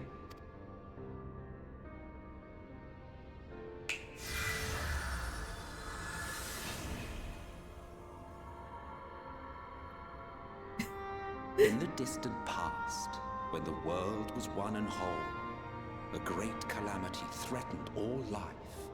Why is Light freaking out the cat girl sorcerer? I don't know, man. They're just having a time. It began without warning. The very laws of the star were warped and broken, and chaos swiftly spread throughout the land. Chaos. Faced with annihilation, we sought to imbue the star with its own will. Thus was Zodiac born, and by his power was order restored. Kill chaos. Their one goal in life. That's like the sleeper term for Jack. Ere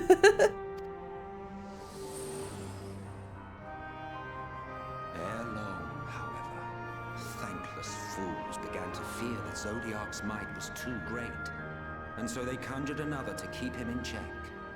Your own dear Hydaelyn. Yeah, The two Emmett. beings waged war until, with a single devastating blow, Hydaelyn unmade Zodiac, scattering his being across space and time. So you told us in the Katana Ravel. Yes. And there began our woes, with Hydaelyn's blow and all that it wrought. As a counterbalance to Zodiac, Hydaelyn was created with the power to enervate her foe.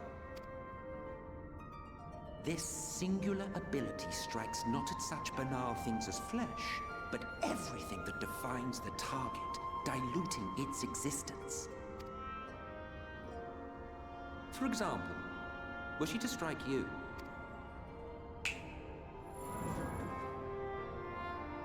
two individuals, identical in appearance yet reduced in all respects. Strength, intelligence, the soul itself, all is halved.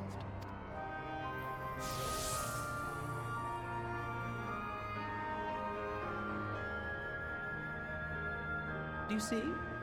This self-same fate befell not only Zodiac, but the very star.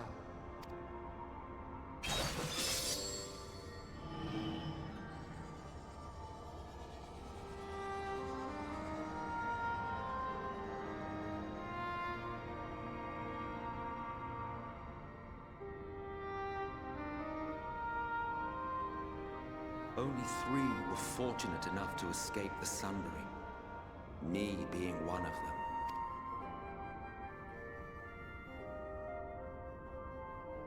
When I beheld the shattered remnants of our home, I knew deepest despair. Yeah, the lore's dropping. The inhabitants of these 14 fragments were feeble, 14? frail and foolish, oblivious to their imperfection, ignorant of their past. Malformed creatures thrashing blindly about. Pitiful, disturbing, depressing. So we can't count that high. That's more than what's on my hands. I can only count to 10.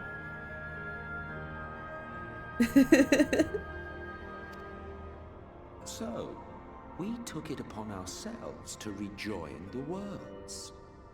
But in our eagerness and, I confess, our ignorance, we erred and made a useless void of the 13th.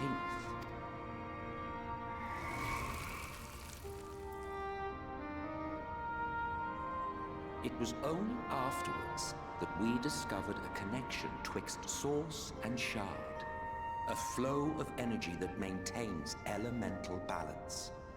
And thus did we arrive at our time-honored modus operandi.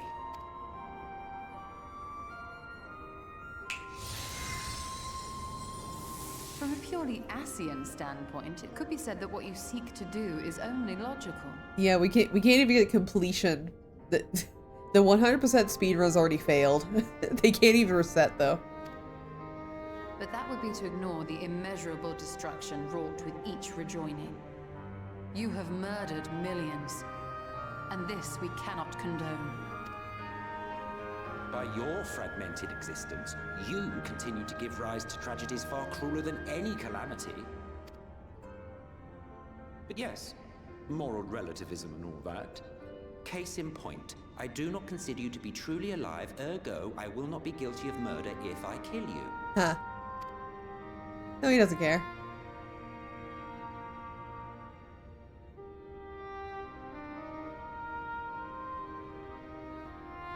Oh, don't look at me like that. You for whom I have only the highest expectations. By the way, I think I bookmarked it somewhere on Twitter. I might have to retweet it. But, there's this actually really cool comic I saw, like, a last week at some time that, like, actually explained the, like, it theorized that when everything was separated by Hydaelyn, the people were basically shambling husks and, like, basically something out of a horror story, which, honestly, that is delicious. Yeah, it was so good. Like, honestly, that is, like, such a good, like, theory for what, like, Emmett and, like, the 2 others actually saw. Because, like, on one hand, like, seeing just, like, people that are completely, seeing, like, just people that are, like, just 1/14 of something, but it's, like, still a person, like, that's one thing. Like, that's one thing, like, especially if it's, like, going from an ancient to just a regular person, that is also horrifying in and of itself. But to see everyone just, like, shambling shadowy husks, that's horrifying. They chose Dr. Seller for the one shamble. It was so cruel. I know, right? Like, I think that's such a good concept, and it's kind of like my new adopted headcanon from now on with Emmett. It really does, like, kind of explain a lot of stuff rather than him just like, oh, this person is not actually a person. It's just like, no, I saw you when you were a shambling corpse. It was just such a cool thing. I got to retweet it later because I just saw it and I was just like, A vaunted hero of the Source, 7 times rejoined.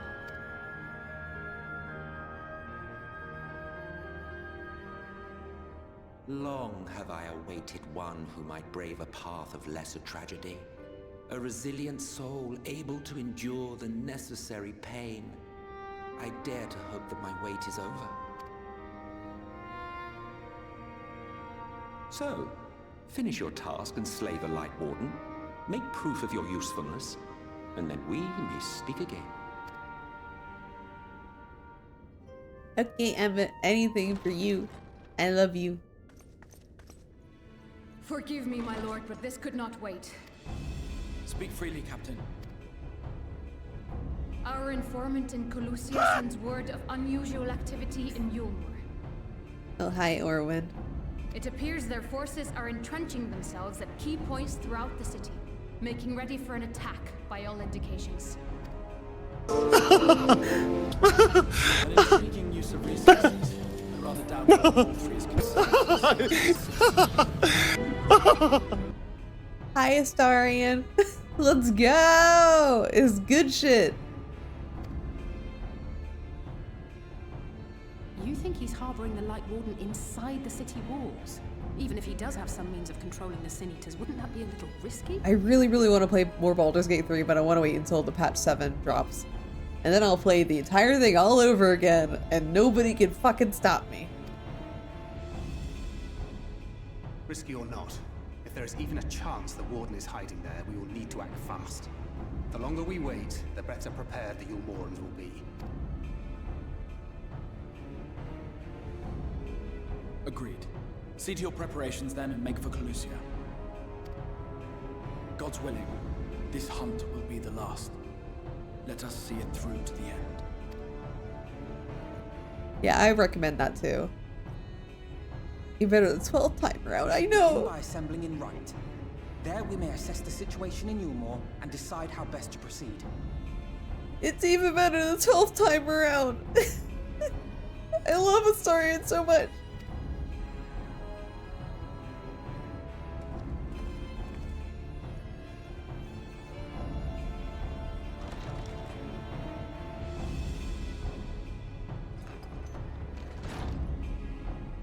Finish your Dirge. Yo, Dirge is so fun. Like, I'm always torn when I start a new playthrough whether to do Dirge or Tav. Just because, like, on one hand, Dirge is very, very fun. But on the other hand, I also love Tav. You know, and Alfira. I just learned there is a way to save Alfira. It's just very roundabout. You still have to kill somebody, though. Tav is nice, but I just don't want to actively kill somebody. Yeah. Exactly. Yes? Did my lesson provoke thought, giving rise to future questions? 3 of you escaped the Sundering, but what of those who didn't? Why, their very beings were divided into 14, of course. Yet by our power, we unsundered Ascians may raise up one of the fragments to their original office. Ah, but I suppose this in itself bears explaining. So, the names by which you know us are not, in fact, our names. Be it to Lidibus or Laha Brea or Ige Yorhim, all titles of office, and when an office is vacated, it may be filled by another. Over the eons, I have overseen several changing of the guards among our sundered brethren. And in such instances, the vacant title ordinarily goes to another fragment of the self-same soul. His name's actually John Sundered. Yeah. While it is by no means impossible to raise up wholly unrelated individuals, 'tis we whose fervent entreaties brought forth by Lord Zodiark, whose souls he claimed in the beginning, who make the truest servants. What is your true name, then? There may be a day when I reveal my true name to you, but this is not it. Of course you may die none the wiser, but life is full of such disappointments. I want to ask the other question. So if we defeat all the Ascians of the Source, then none will remain to raise up new Ascians, and our kind would eventually fade from existence. You would like that, wouldn't you? Well, feel free to dream. 'Tis no crime to do so.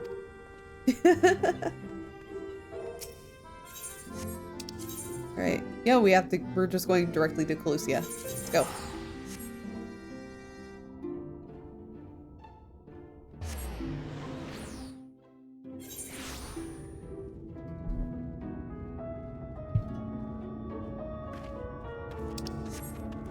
Yeah, oh yeah.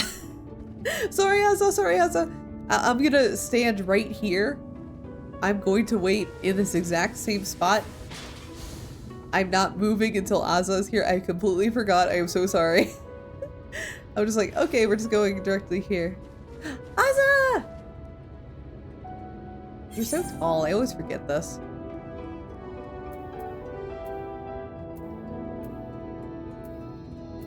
Thank you so much, Asa. I'm gonna wear this when I'm wearing this when I do the healer quest thing. Thank you. Get a pet. Yeah. Yay! Yeah, I think I'm gonna be doing a healer quest either next stream or...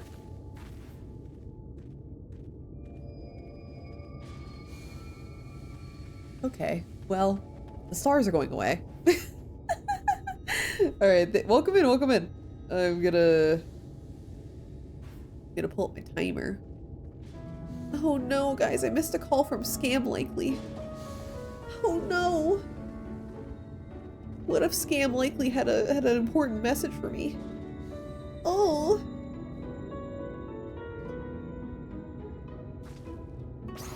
Yeah, oh no, I better call back. Yeah, right now. They gotta tell me about my car's extended warranty or whatever. Alright, 3, 2, 1, let's go, Kabao. Does anyone else get scam calls for things they don't actually have, Kabao? Just like, we need to talk to you about your car's extended warranty, but not even having a car, Kabao. Yes, Kabao. Yeah, Kabao. They have to do a little more research. Like, put some elbow grease into it, Kabao. Like, don't call me about my Apple products when I don't even have an Apple product in my household, Kabao. There you are, Nerd, Kabao. The others have gone ahead to reconnoiter Gate Town, Kabao. We're to follow shortly, Kabao. It's been a while, has it not, Kabao? Since the two of us infiltrated Yulmore, Kabao.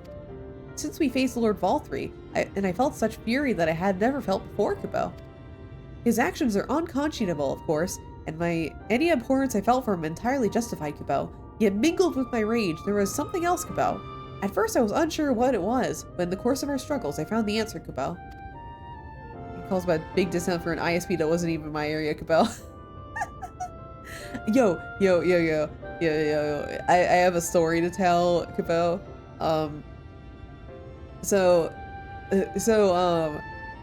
Basically we have switched internet service providers, Kabao, and just because like we had the opportunity to switch, Kabao, like everywhere in Baltimore it's like Comcast only, Kabao. Like you can't, sometimes you can get Verizon, but it's also equally as shitty, Kabao. But it's like an entirely Comcast owned city, Kabao. So finally, like we moved out, we're somewhere else now, Kabao, and we had the choice of like having somebody else do our internet, Kabao. So we're like, okay, Kabao, we're gonna have somebody else do it, Kabao. But Comcast, the sneaky little fuckers, Kabao, they unknowingly put us into a 2-year contract, Kabao. So when we went to cancel our Comcast, Kabao, we're just like, hey, we're going with another ISP, we're just gonna cancel our thing, Kabao. They're like, actually, because apparently they called Etched a year ago. Oh, Kabao, Distortion, welcome in. Thank you so much for the follow. I really appreciate it. Thank you, Kabao. But apparently, they called Etched like a year ago, Cabell, and they're just like, hey, I mean, you've been a customer for a long time, Cabell, because, you know, we've been in Baltimore for like many, many years, Cabell. There's like, you've been a customer for such a long time, we're gonna give you a discount, Cabell. And Etched was just like, oh, okay, that sounds cool, Cabell. Yeah, make me pay less money for your shitty internet, Cabell. But apparently, them offering us a discount, Cabell, was them putting us into a 2-year contract, Cabell. So with the cancel, they're just like, hey, by the way, you're in a contract and there's an early termination fee, Cabell, so you have to pay us like $200, Cabell. Like, isn't that wild, Cabell? Comcast fucking us again in the ass, Cabell. My asshole is so raw from dealing with Comcast's shit over the years, Cabell. And by the way, Cabell, this new, I know it's so shitty, right? Comcast is the worst company ever, Cabell. Like our new ISP, Cabell. So, I'm paying less, Cabell. We're paying like $20 less than we were at Comcast, Cabell. And the internet's better, Cabell. So, it's way better, Cabell, for like the same exact package, and we're paying like $20 less, Cabell. It's so shitty. Comcast is the worst company ever, Cabell. We had issues getting Comcast move over. Once we got things sorted, they gave us a $500 gift card, Cabell. I wish that were me, man. It said we have to pay them $200, Cabell. Honestly, like Etched, like we were kind of kicking that. There's the idea of just like, yeah, what happens if we don't pay that, Cabell? Because they don't send it to debt collectors unless it's like 500, right? What do they do, Cabell? Well, we're gonna pay it anyway, but we were like sitting there just like, is there any consequence if we don't? Like they can't turn off our internet. They're not our internet provider anymore, Cabell. We were just sitting there just like, what would happen, Cabell? But yeah, Cabell. We're also on business class. We got a $500 gift card and increase in download speed. Yo, Cabell. Their Pinkeltons are on their way, Cabell. I know they're gonna smash my kneecaps, Cabell. They're gonna smash into a million pieces, Cabell. You know what'll happen, Cabell? What's gonna happen, Azza, Cabell? I don't know. We're paying them, by the way, Cabell. Like we're going to pay the bill, Cabell. Just gonna suck, Cabell. Oh, thank you for the redeem. It's up. They won't send you any kind of notice bill reported to your credit and take your credit. Oh shit. I thought that was only if it was over 500. After we was Spectrum. Yo, yucky. Ew, disgusting, yucky. Over an 8. What? They reported you for an $8 charge? What the fuck? Writing that on my ISPs to never deal with the actually wait, I don't have to do that anymore. Yeah, putting that on the list. Never deal with Spectrum, I guess. I don't even... What's Spectrum? Is it like Comcast 2? The second coming, the Jesus Christ of ISPs? This is the first time I've had an issue with Comcast, but calling the Better Business Bureau on them will get results. Honestly, that's if Spectrum is another provider under... Ew, gross. So it's like it is Jesus. It's the Jesus of bad ISPs. Man. Does Comcast like own everything? It's a southern branch of Comcast. Howdy, y'all. Howdy. Tips hat. Pay me $8 or we'll report you to the credit bureau. Howdy. But yeah, but I am paying less now, and because when I was with Comcast, we were paying for like the top tier that we could get, but it was still very shitty because like it was very inconsistent. They would randomly shut it off out of nowhere, and also like it was just really bad. But now like we're getting exactly what we pay for with the new place, with the new ISP. It's really refreshing because we're just like, well, because with Comcast, it was like, okay, we're paying for gigabit download, but we're only getting 500 on average. That's cool, I guess. And now we're just like, Oh, we're paying for gigabit and now we're getting 900. Okay, that's a lot better. It involved self-righteousness and his absolute belief that he and he alone is the cure to the world's ills. I saw a reflection of myself, and it brought the memories of my past follies flooding back. Don't forget there's data caps. I didn't even know that. I still remember. So once we had really bad internet one day, and it's a problem because when we were living in Baltimore, Etch was still working from home. I was still going to the office, so it didn't matter for me. But basically, like, the internet was randomly shut off, and he was like, "Hey, I can't work," and they were just like, "Oh yeah, we're having some issues, but you're in a low priority zone, so it'll get done when it gets done. Like you're not a priority for us." And we're just like, when can Etch go back to work? Like I eventually got fixed, but like Etch like took a little mini vacation, but he was pissed off the whole time. One of the reasons we use business class, no more data cap speeds at what we pay for, honestly. Like the one temptation of going streaming full time is that I could like classify myself as a business and get business internet.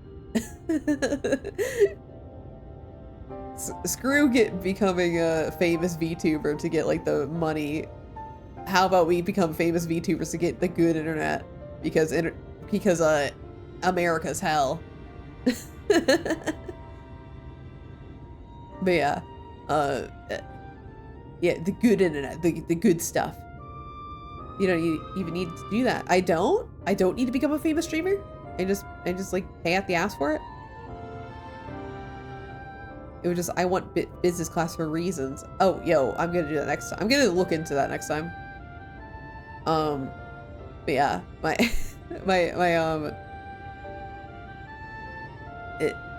I'm still just pissed off at Comcast being like, you're low priority. And apparently,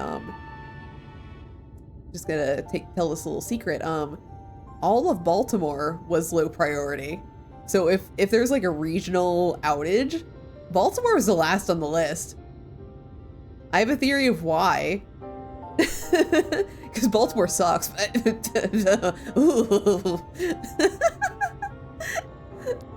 does. Don't go to Baltimore. Actually, wait, go to Baltimore for the restaurants. The restaurants are very good. You heard it here first. Fuck you, Baltimore. My mom was told by the bank that she was an irrelevant customer once before I was born. Yo, that sucks. That's so shitty. Yeah, literally, fuck you, Baltimore. Like, Baltimore is such a bad. I know everyone knows about Baltimore right now because of the bridge collapsing, and that's like another thing in itself. That's all I hear when I hear Baltimore. It's true. Her new story is look into business class internet, consistent speeds, no caps, and a higher priority and getting things fixed. I might have to look into that next time. Especially because me and Etch work remote now, so we do need consistency, and we do need like consistent internet at the very least. Thank you for the tip though. But yeah, like let me just set the scene. So at one point, I was working really near the tourist district of Baltimore, and so I was really excited because I was like, yo, I'm gonna be working near the tourist district, which means I can, like, if I ever need something, I just walk over. And the tourist district is like very safe. It's very upscale. Not really upscale, but like, I wouldn't call Baltimore upscale. But like, it was very like a chill little place. There's an aquarium there, and you can like have a good time there. You can walk around and like sit around and stuff. You can look at the water. It was very, very chill. So I was very, very excited. I was like, oh man, I could like go do touristy things on my lunch breaks and stuff. This was post-COVID, and everything except for the aquarium had closed permanently. There used to be a giant Barnes and Noble that was in an old factory, there's a lot of like old factories in Baltimore that are like converted to retail space. And there's this really, really cool one that the Barnes and Noble used to be in. It was like really cool. It's like 3 stories tall. There's like the fucking like the smokestacks going through them. So you could kind of like walk into a smokestack and like there's historical stuff on it. So it was like kind of a like little museum along with the bookstore. It was really, really cool. Yeah, it closed like right before I started working there. Sucked. And they have not found somebody to replace that space yet. So it's just like an empty old factory building right now. It sucks. But yeah, don't go to Baltimore unless you want to go to the aquarium. The aquarium is very, very nice. Honestly, aquarium is probably the best in the nation. It's not me speaking as a Baltimore person. It's me speaking as like objectively, we have a really, really bang ass aquarium. I really like that one. I visited. Yeah, it's closed now. Honestly, Sword, if you have visited like the Inner Harbor before COVID, that's probably the last you'll see it that busy. Everything shut down. Like nothing's open on the Inner Harbor anymore. You have to fucking walk across the street. Nothing's on the water's open. Except for the aquarium. Do you want to go to the aquarium and only the aquarium? That's Baltimore for you. Travel for this tourism town because I work there. I know. Oh, I should read more of the game. He is vainglorious, ignorant fool I once was, and having shared in his affliction, I feel duty-bound to open his eyes to the truth. Whether he accepted with the good grace I did is another question. It was a banging aquarium, so very tempting. I know, right? The Baltimore aquarium is so banging. Like, here's a guide. If you are ever in like the Maryland area, if you really want to go see animals and you're in Maryland, you go to Baltimore for the aquarium and you go to Washington DC for the zoo, because the DC zoo is free to enter. You just have to pay for parking. It is free to enter because it's a government property, so it's like a free government space that anyone can enter. That's your tip from Nerd today. Free zoo.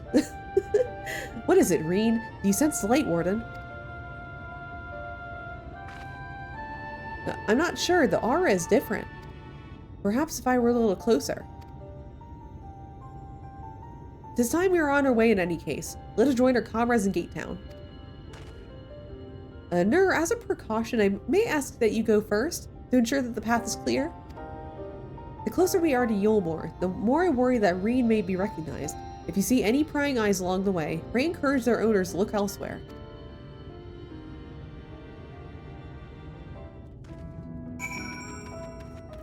Okay. Okay, so we just have to talk to people on the route. But anyway, that's my talk about Baltimore for today. Getting my daily quota in. Now that I can actually like talk about like where I used to live.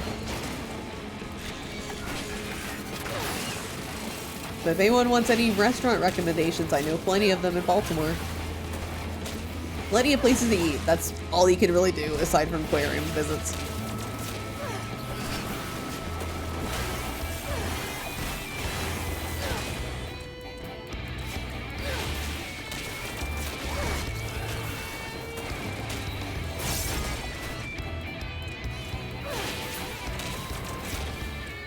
Fine with me, I love eating.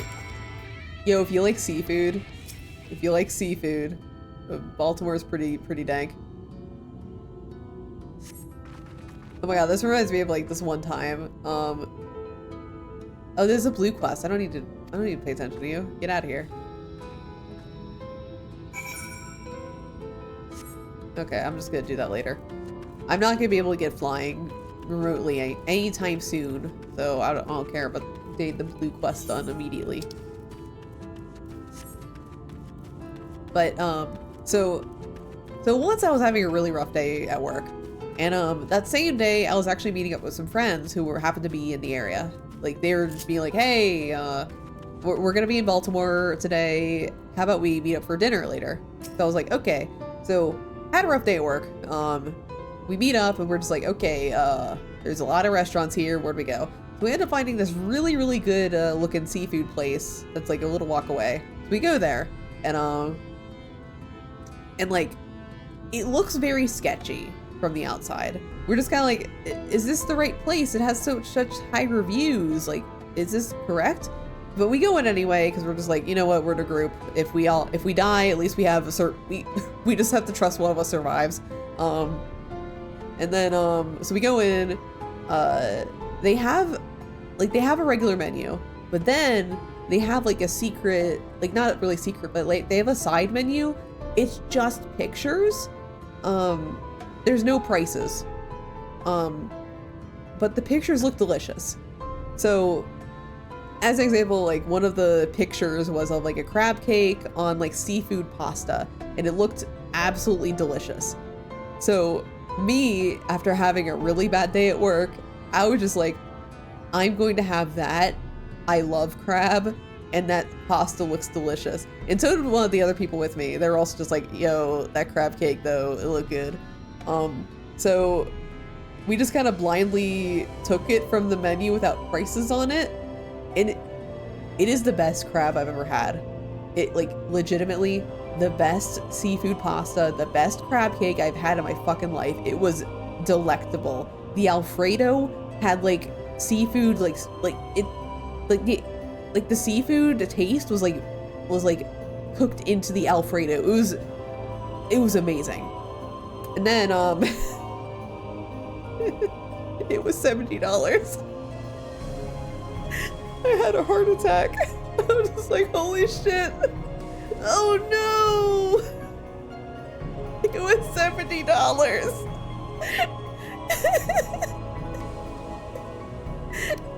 We were just sitting there just crying, just like, we were blinded by the crab cake. The crab cake blinded us.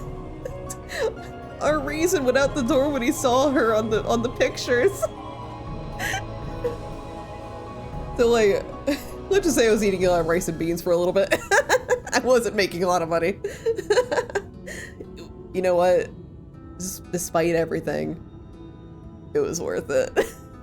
It was so good. Every day I think about that crab cake, just like, man, if I'm rich, I'm going back there.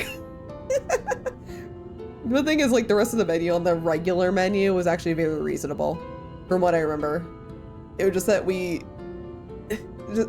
if you ever see a menu without prices on it, just don't. Don't even look at the pictures. The pictures will draw you in, but then you'll be paying $70 and you're not making a lot of money. You have to treat yourself kind of place. Honestly, yeah. And yeah. Sorry, I keep on talking about restaurants in Baltimore, but once, background on me. I used to have a really, really shitty, abusive job, and around like a Valentine's Day, I had finally quit that job and I was about to start a new job. So like me and Etch were like, okay, well, it's almost Valentine's Day, and also you've quit your really shitty job and you're about to go into a new job that will hopefully treat you better. So let's splurge on something. We're gonna get something. We're gonna go to a really, really fancy restaurant. How about that? So we went to like the sushi place in downtown Baltimore, and it sure was expensive, but honestly, the sushi was so disappointing. We've been to such better places for like half the price. It was just like, we were so disappointed. Like, the food was still good, but it was just like, in the back of our minds, we were just like, yo, I could get like much better sushi for like not that much money. So if you ever want to know a sushi place to go in Baltimore, I know somewhere where you don't go. Vols. How could you be located in Baltimore and be bad at seafood? Like, it wasn't bad. It was just disappointing. Because like, if you go to a fancy place, you're like, you kind of expect the food to be good. Like you expect, like, as an example, the crab cake was $70, but man, it was so good. for like in this place, it was like, man, this roll was very, very expensive. I've had better. It's just disappointing.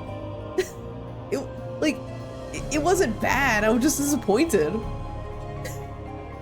You hailed a civilian but doesn't respond and continues an incoherent rambling. Me after paying $70 for crab cakes.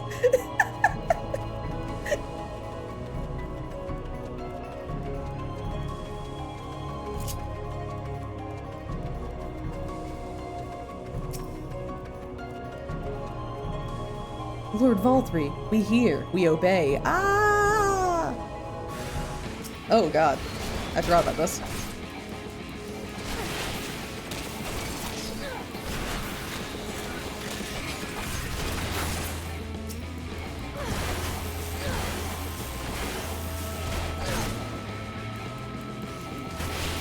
Though, when we were at that fancy sushi place, we did get a glimpse at fancy people, rich people culture. We didn't like what we saw, cause like we're just like sitting, we're like sitting at a table and we were right next to the bar, and so like me and Etch were just chatting. We're just like, oh man, I'm so excited for the new job and stuff, man. This is so romantic. We weren't actually saying that. We actually were kind of making fun of the whole thing the whole time. Always forever eat the rich. I know, right? But like, so at the bar right next to our table, there was a couple that were clearly there on like a first date kind of thing, like a rich person first date. Y'all, it sounded exactly like a job interview, and we were just confused. Like half of the dinner, we just spent kind of like looking at each other, just like, yo, are you hearing what I'm hearing? Because it just sounded like they were interviewing each other for a job, but it was a date. They were just like, oh, well, what do you do for a living? What do you hope to do in the next 5 years? Are you happy with your current role right now? How do you intend to improve your role? And we were just sitting there just like, I never want to be rich. This sounds horrible. And we also had the feeling of just like, I don't think we belong here. Should I have interviewed you about your job when we first started dating? Now, long live Lord Voltry. Long live Lord Voltry. Okay. People look a little, people are feeling a little weird here. That's not normal sentences that people say. How long do you expect to live? Would you be okay with me remarrying? I would not have been surprised if they started saying that. Honestly. Like, all business. It is like, yo, that's not what... Is this how rich people start dating? By all business? That's miserable. You get into a relationship for the romance, romantic. For the romantic. And if you like sex, you like that too. I don't like sex, so I'm not into relationships for that. But some people like that. But I don't think you're gonna get any sexy like cues. I don't think you're gonna get any like sex cues from a job interview. Get on the picture, rich people. Ah, good of you to join us. I was debating whether to warn you, but it's too late now. I take it you noticed that people behaving strangely along the path. It's more of the same here. Yashnola and Alize are investigating as we speak. Let's wait and see what they have to say. Well, people are acting a little weird. I'm gonna talk to this fearful man. What's happening? What's wrong with everyone?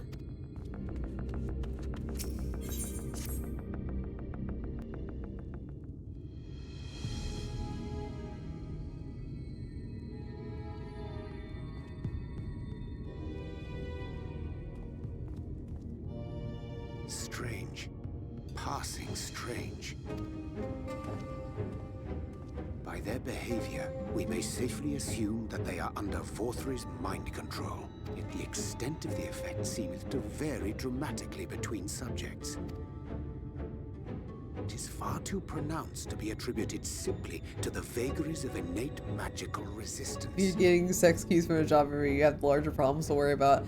I think, not really problem. I mean, yeah, it is a problem, but I think you just learn something new about yourself.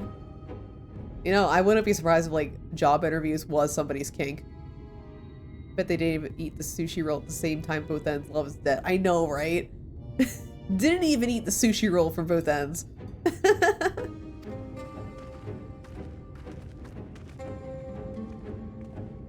Curiouser and curiouser. Yeah, fucking plagiarizing Alice in Wonderland. What the fuck, What the fuck, Alphino? Are you plagiarizing an old book? We met with no trouble en route. My thanks for securing the way. But given the state of the townsfolk, I see we were never in any danger of being recognized. I'll speak for the position of this is not a job interview for sex work. Yeah.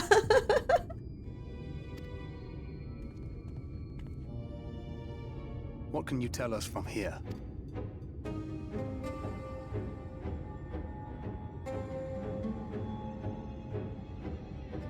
I sense a powerful eater. In the uppermost reaches of the city. Uppermost? But there's something different about it. Its light is impure. We need to get closer. Oh, so that one's Alphino. Well, unless you're triplets. Hi! What are you doing here? While I was scouting the area, I noticed a suspicious figure skulking about, so I accosted him, only to have him call me Alphino. I thought it best to bring him along. You see, that informant who's been feeding secrets to the Crystarium, it's me. See, after you saved my life in Yulmore, I thought about going somewhere far away, but I couldn't just leave, not without paying you back. So I decided to stay here, keep an eye on things. And whenever I spotted something strange, I shared it with your friends. He's a very good boy. I love him. That took no small amount of courage. Well done. I assume you saw what happened here. Right, so an airship flew in a bit ago, and not long after, Vorfree starts ranting and raving. You could hear him from all the way out here. What the fuck? What kind of lungs does that guy have? I know projecting your voice is a thing, but like, that seems extreme. Geezer was doing his nut, shouting and screaming like someone had nicked his pie.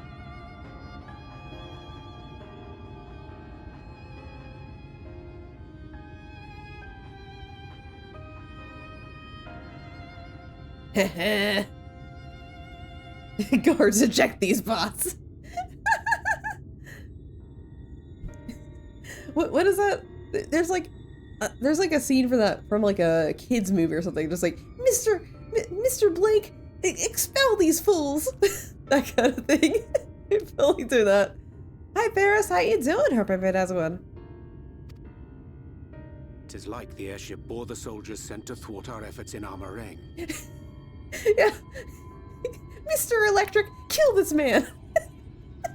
Is it that one? Is that one? So eventually the yelling dies down, and then this hot, sticky wind comes blowing through. Ew, sticky? Gross. It was just humid. That's called humidity, my dude. Now that's when everyone went funny.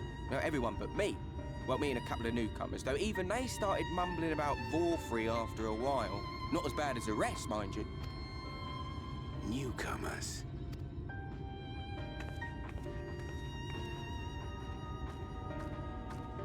There's something I need Reen to see. Maybe the spam call was like a bot.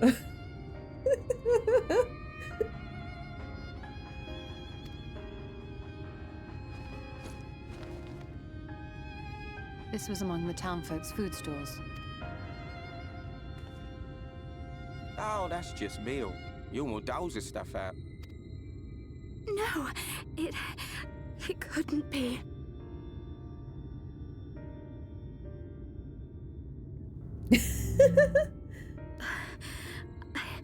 I know what it is.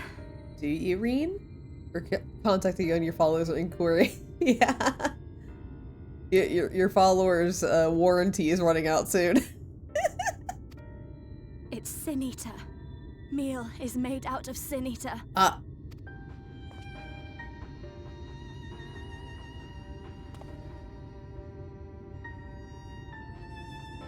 So it is. In limited quantities, it may have little effect on an average individual. Yet if one were to consume it regularly, over a period of several years, I suspect it would do far, far more than merely nourish the body. That Vorthri wieldeth power over sin-eaters is known.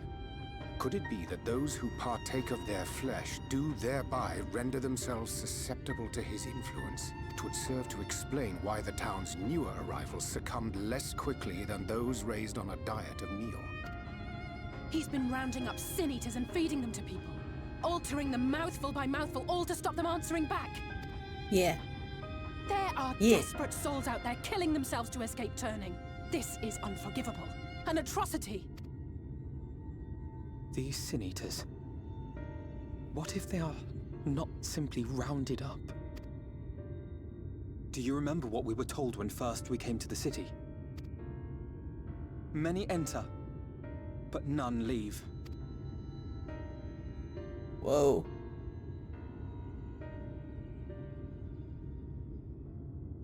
This is only like one of the more fucky parts of the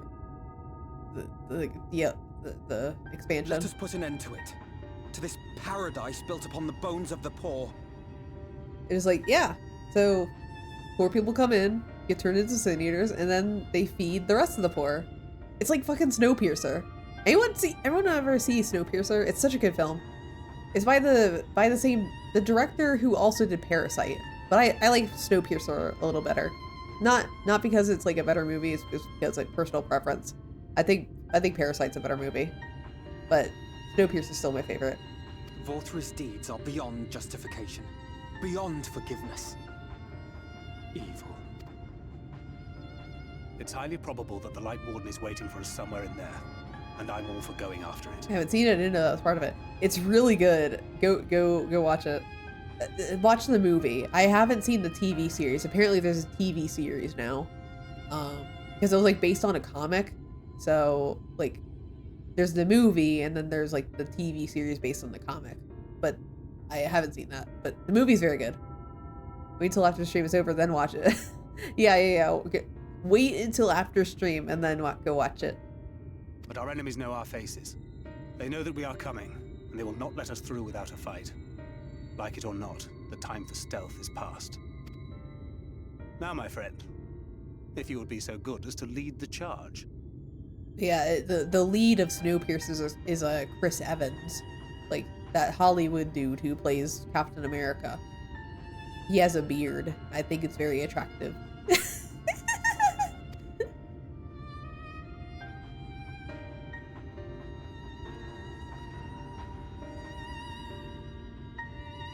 Like he looks all grizzled and he looks like grizzled with a beard and stuff from the hit movie Knives Out. I haven't seen Knives Out.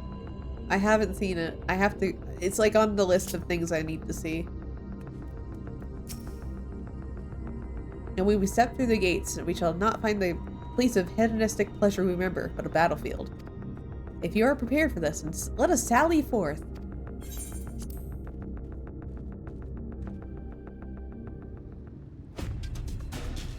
Alright, let's invade.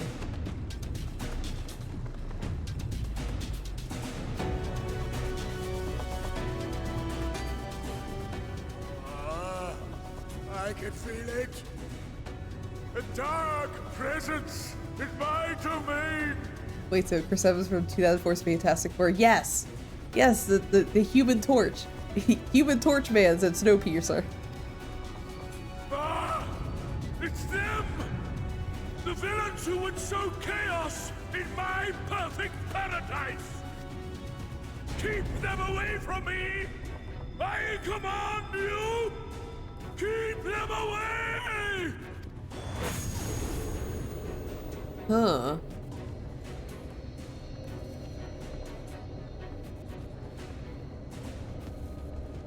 Long live Lord Vorthri. Yeah, man's got like huge pipes. Chris Evans from Scott Pilgrim versus the World? Yeah! He would use his own people as shields. This area is older than Gate Town. There are bound to be far more civilians under Vorthri's control. I know Zoom sounds like someone who needs a beating. He does. I don't know any other. I was trying to think of like other movies Chris Evans has been in, but I can't think of anything else. But they do not act of their own free will, and we must not harm them. As if we ever would. Press on with Alpha now. We'll hold off the civilians and join you as soon as we can. He's in American Pie? I think. I've only seen like clips of American Pie. Though, I don't have any interest in watching the whole thing.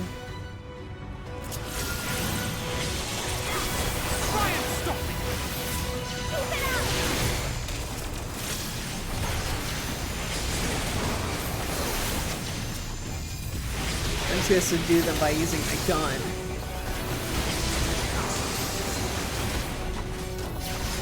He's in not another teen movie. Ah.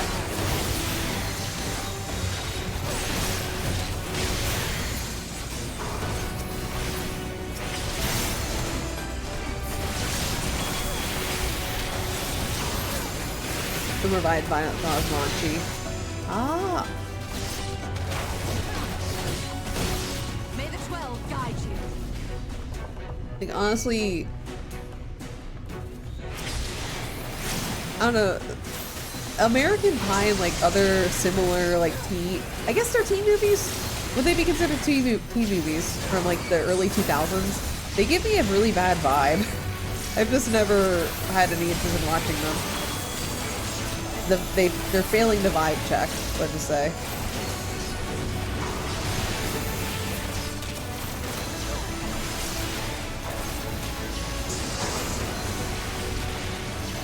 They're just like, I don't know, a genre of like movies from the 2000s.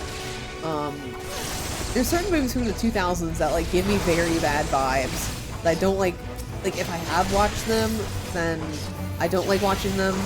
And or if I haven't watched them, I don't have any interest in it. Movies from people who were teens in the 70s. Yeah, true. I like me some teen movies from the 80s. Breakfast Club, am I right, boys? Music video for Marilyn Manson's Tainted Love Affair. Really? Huh. Well, that would have been really early in his career, so that actually tracks.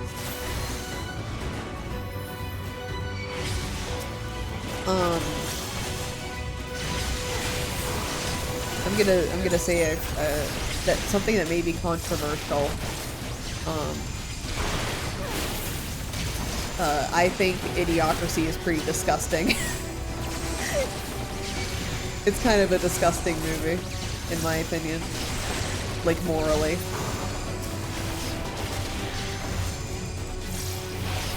I don't remember much of it. Idiocracy is super good. I'm glad I'm not the only person. Everyone always like props it up as like so brilliant and so funny, but I think it's really mean-spirited. Like, I think it's gross. And like, it's basically just saying that like the character from the movie is not a teen movie. Okay.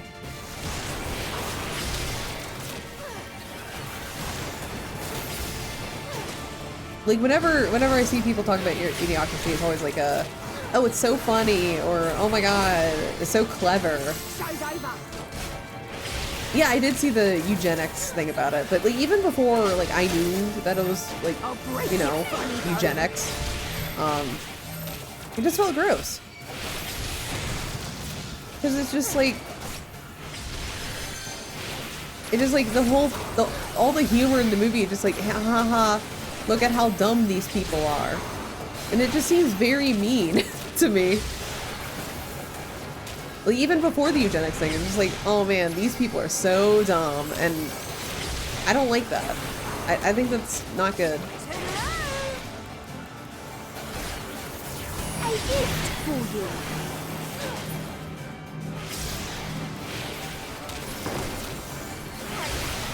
No more Mrs. Nice Jester. Not that the haha poor people are stupid and disgusting, we have no morals. Yeah, I know, right? It was that mainly. Like, man, poor people are so idiotic and stuff. It's like, yo. That's not true at all. But people think it's so funny. I don't like it.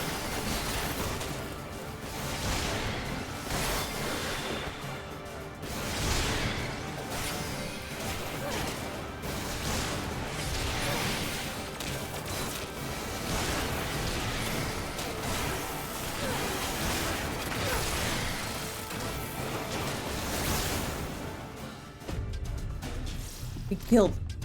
Oh yeah, I forgot we had to like walk up this like weird stair thing. I mean, guys, like, is there? I'm trying to think of like other movies that like I think positively of that's like not from the early 2000s, because a lot of the early 2000s stuff is like weirdly like it's just weird. The vibes are just weird for like early 2000s stuff. But like, there's a movie that I think is very underappreciated from the 80s that's like, it's kind of like exiting the 80s teen movie fad, so it's like it's several years after Breakfast Club and all those other ones, like Ferris Bueller and all those, but it's very underappreciated, and it kind of, like, I watched it when I was in college, and it like really had a good vibe. Like, a lot of that fears and stuff was addressed there. It's called St. Elmo's Fire. If you haven't watched it, I highly recommend it. Especially if you're like a college age, or like going through college at least. A lot of those vibes in them. You will find my master in his chamber. Okay. Hi Ranjit, I forgot you were still alive.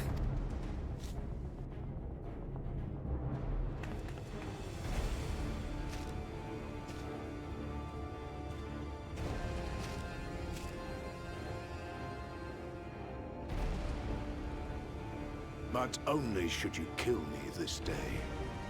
And you will not. Hey Ranjit, nice cosplay. What are you cosplaying? You're one of his puppets too.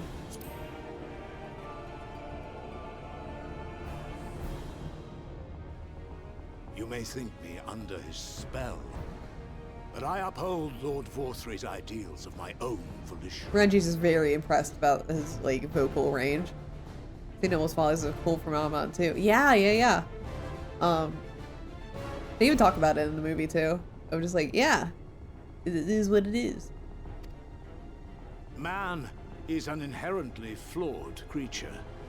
In his vain pursuit of righteousness, he but sows the seeds of future conflict. Thus, have I chosen to place my hopes upon he who has transcended men. Upon he who is unbound by the vagaries of conscience. Huh?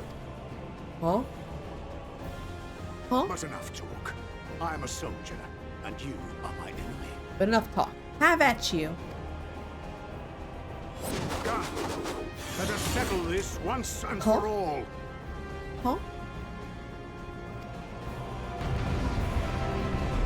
Those are bath time, Bubs? My cat's licking himself. It's bath time.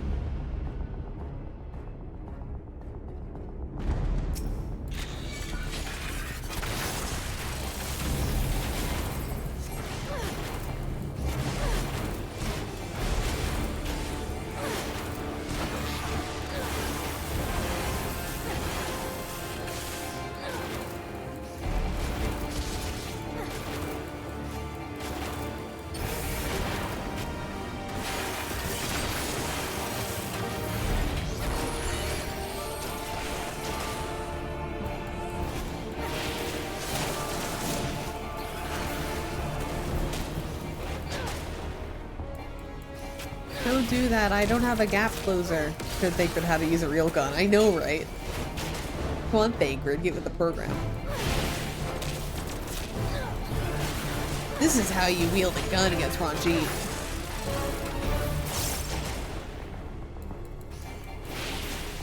Also, I think it's like a little funny that Ranjit was a Reaper before Reapers were the thing.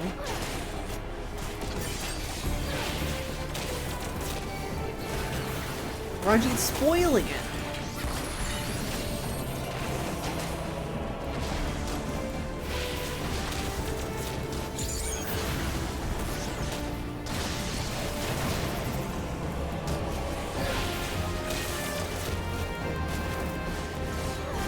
Yeah. Because he has the scythe.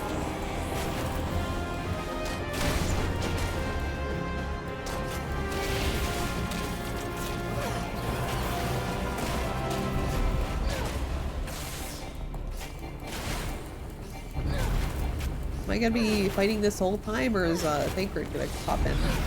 Thancred? You gonna pop in? Oh god.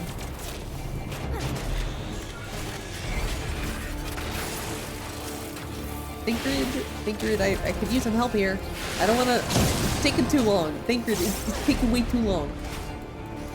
Please end the fight.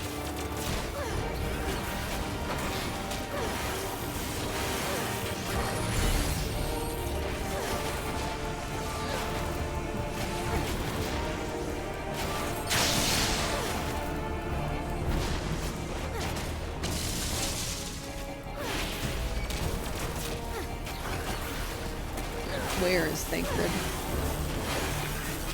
I actually don't know if he interrupts us or not. I don't know if we kill him or it's Thancred who does it.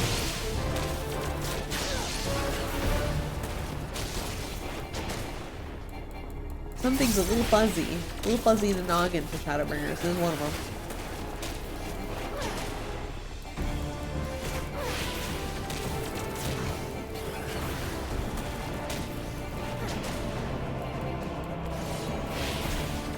Hot Pursuit, like Need for Speed Hot Pursuit? For the PS2 or whatever? But if I can remember correctly, both. Oh, okay. Cool. Anyone ever played the Need for Speed games? I had a lot of fun customizing my car. That's like all I did. I would just like, man, I get to have a custom little car. Cool, I'm gonna make it tank. And then I did make it tank. It was great. What a time we lived in. Need for Speed Underground 2. Yeah, that's what I played. On the PS2, right? It was either PS2 or 360. That was the two things I played it on. I played Underground 2 and Most Wanted.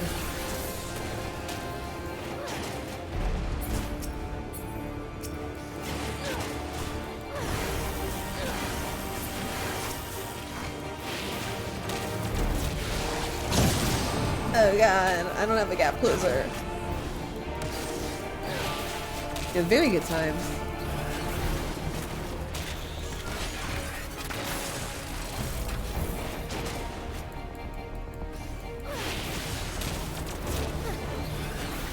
Oh shit.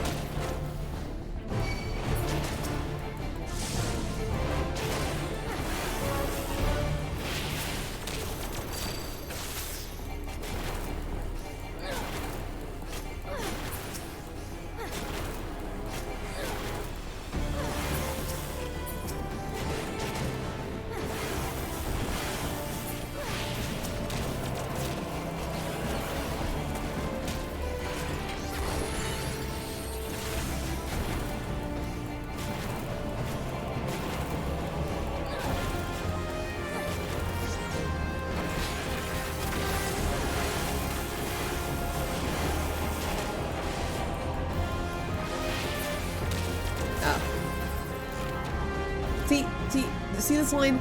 Literally Caius from Final Fantasy 13-2. Literally. Man, I don't want to play 13-2 again. Or watch it. Jack, are you gonna stream 13-2? Such devastation! This was not my intention! Epic, thank you so much for the biddies.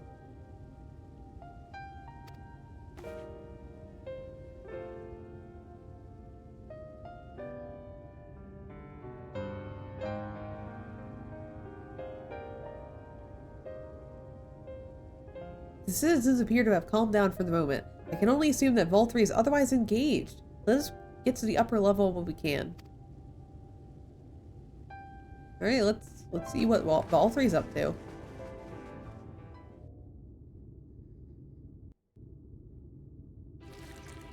I don't like that sound.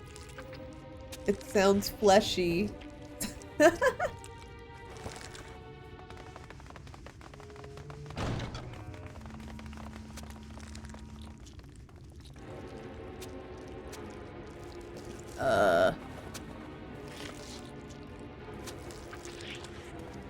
Lord Vorthree! Your reign of tyranny is at an end! For too long you have preyed upon the desperation of the poor. Now you will answer for the suffering you have caused! It's Mr. Nubbin legs himself. His legs are so nubby. This pleasant slime. Slime devouring flesh. Hey, all of the seniors that were in this room are gone. I wonder what that's about.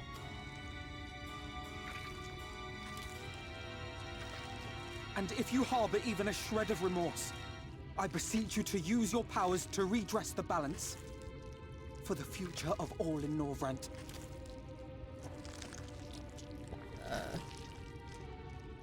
No, it can't be. This is wrong. It's wrong.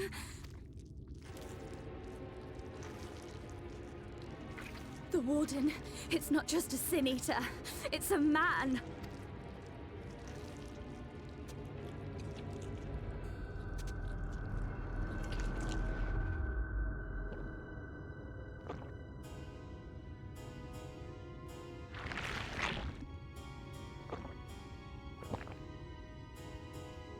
Remorse?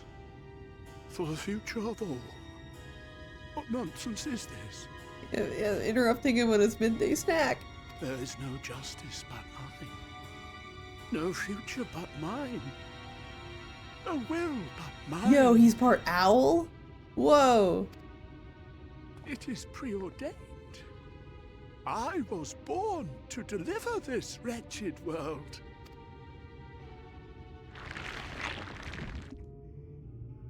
Me? Unseated? No.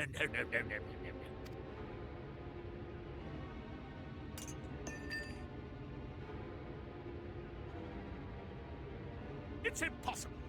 Inconceivable. Absurd. I am a great and wise king. Greatest and wisest. I reign from on high. I will not be brought low by maggots like you! Ah!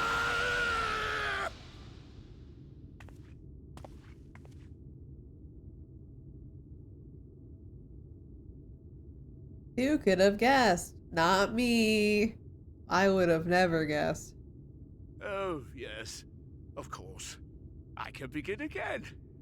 Rebuild my paradise. Once I finish my dinner. This is a line of... Oh my god, Ferris. It's true. Get out of the way, everybody. He said too much. Why was there a face? There's like a face by his armpit. Hey? Someone explain that, please. Oh god, no. Stop him! Thancred, stop him! The tattoo. Yo, your tattoo do that?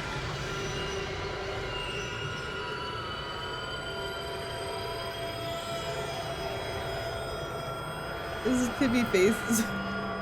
I don't have one. His wings are so small. It's so small. Y'all ever seen Bug's Life? He looks like the caterpillar with the tiny wings. He can fly! Where did he go?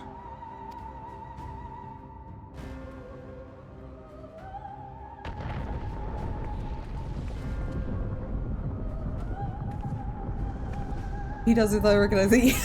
Yeah, it's exactly like the caterpillar.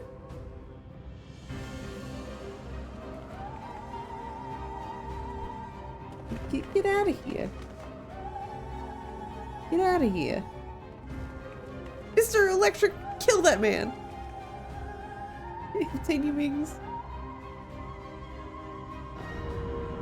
Oh shit. In the heavens? Did Vorthree do that? How will we get up there? I need tiny wings. Quick, someone give me some meal. I'm already halfway there. Needs to eat some. I need to eat a little bit. That is Mount Golg, the highest peak in Calusia. It lies on the other side of a sheer cliff, and much as I wish it were otherwise, it is beyond our reach for now. But even if it weren't, there are people here who need our help.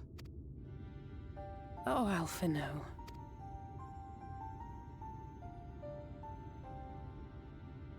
Don't give me that look. Please, even if it's only to tend to their wounds.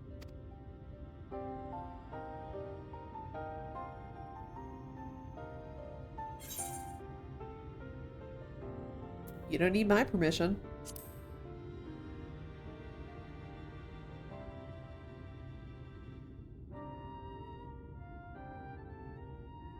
Thank you. I don't know if it will work, but if Vorthri's hold over the people is rooted in light, I might be able to reverse its effects. Will you let me try? Of course. We'd be grateful for any help you can provide. Well then, if it's decided, let's all get to work.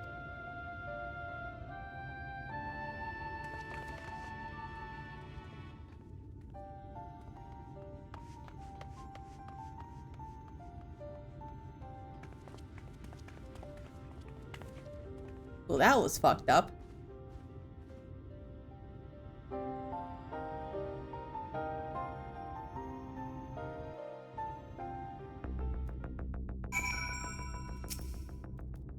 Good news, Nur. It would seem that Reen is indeed able to reverse the effects of Valthry's influence. Even as we speak, she tends to the afflicted in turn, the problem being there's no end to them.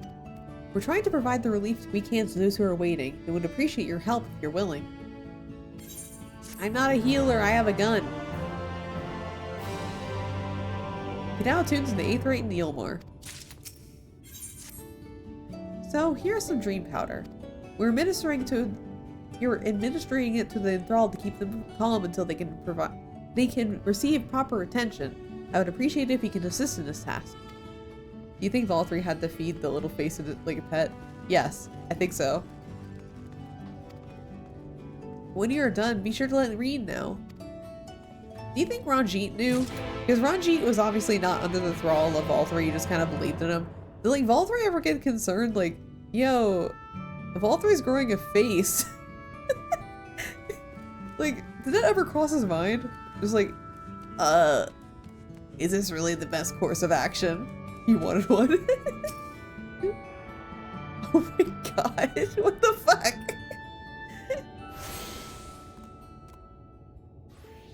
You can just give it a little kiss, a little smooch. A little mwah.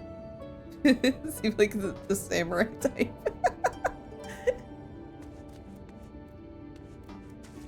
Roji just gave it a little kiss to bed. Put Valthry in the bed, gave the tiny face a little kiss.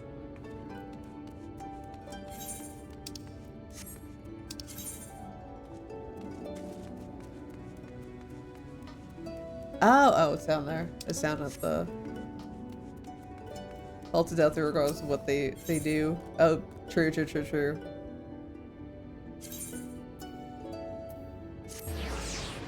We're talking about Ranjit and Lord Valthry. Alright, let's put some people to bed, guy.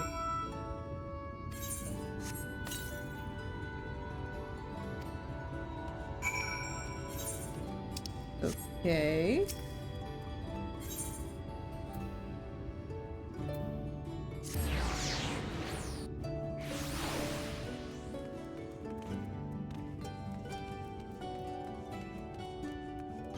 Well, apparently the musicians were not afflicted because the music's still playing.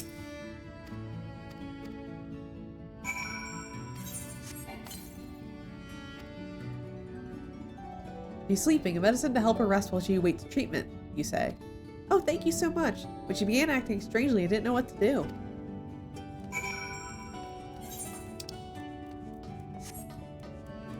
Oh wait, I could use a teleport. I don't have to live like this.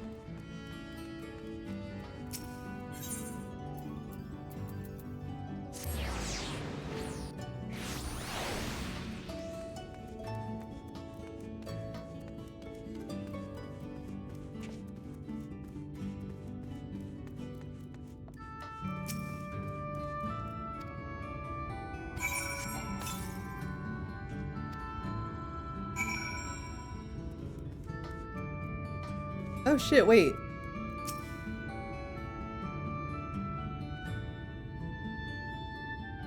Oh, this was one of the people we helped when we first came to Yulmore. The one with the bonded who was like losing her voice. I don't think she lived. She probably became a sin eater and then became his meal. Uh-oh, that's a little fucked up.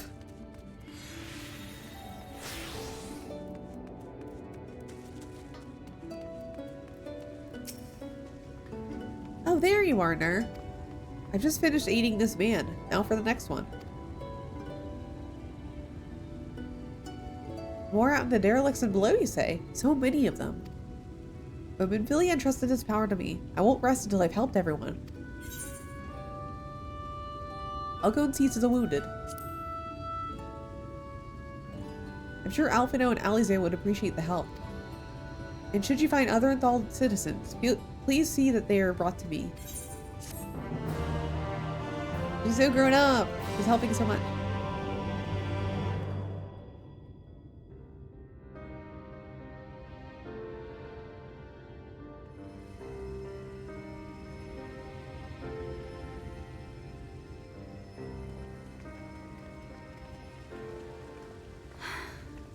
You're going to be all right.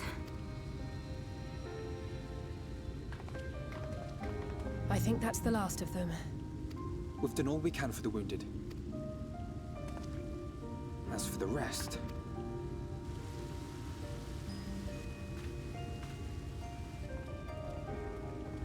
Julia! The Chais, they're here! Aren't you Alphino? The painter boy? What in the world is going on? Did something happen to us?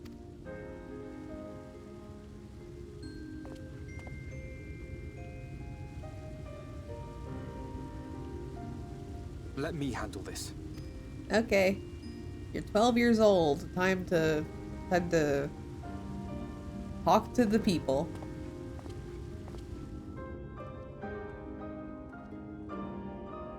Citizens of Yulmore, what I'm about to tell you will come as a shock.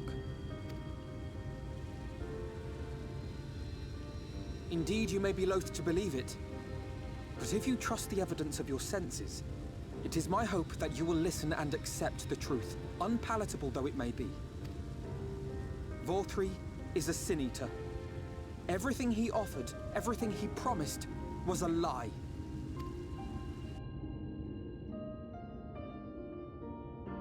You go, 12-year-old.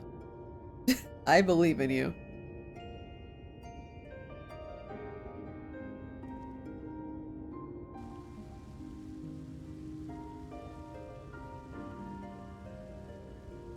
They're not taking it well, and who could blame them?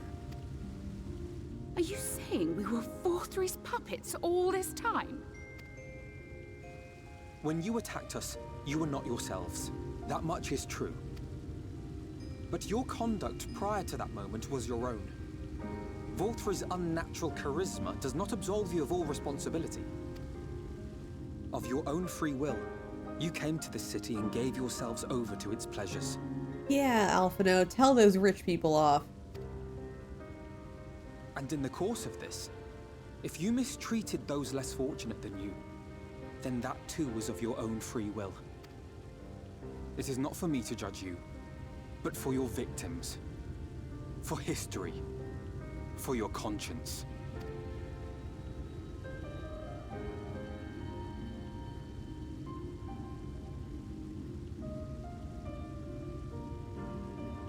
You have dreamed a twisted dream, but now you are awake. You may yet share this world of ours. Join with us and each other, that we might begin anew. We've lost so many already. We dare not lose any more.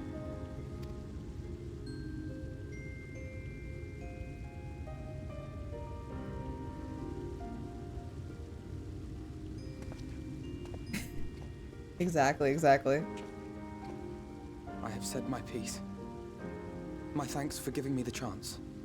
Unfortunately, social skills are not, like, easy to find in the Scions. Yeah, he does just talk at people. He's 12 years old, he feels righteous. You go a little bit, get up on that soapbox. Tell us how you're better than us and how your ideas are so much better than ours. And how you think that what's best for us comes from your little noggin. There is nothing more to be done here. Let us go after VOR3. I do like how most of the Final Fantasy XIV story is Alphinaud being humbled. Is there anything we can do to help? Honestly, that's true. I can't form a sentence. Alphinaud has that over me. You risked your lives to bring us to our senses, and I, for one, hope to repay that debt. Begin anew, as you said.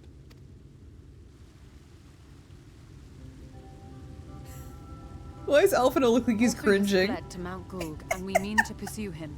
Do any of you know the way? Like, Alphinaud's just like, ew. Are you offering to help? Gross. He just looks like he's so disgusted at this. I know it's not the intention, but... The only way to Mount Gulg is over the bright cliff. Have you an airship? We will contemplate flight only as a last resort. Were we to come under attack whilst airborne, we would have little hope of defending ourselves. If at all possible, we would prefer to travel by land. Is there a way? Oh no, I hate it when I remember something I did 6 years ago. Immediately cringe and like, why did I act like that?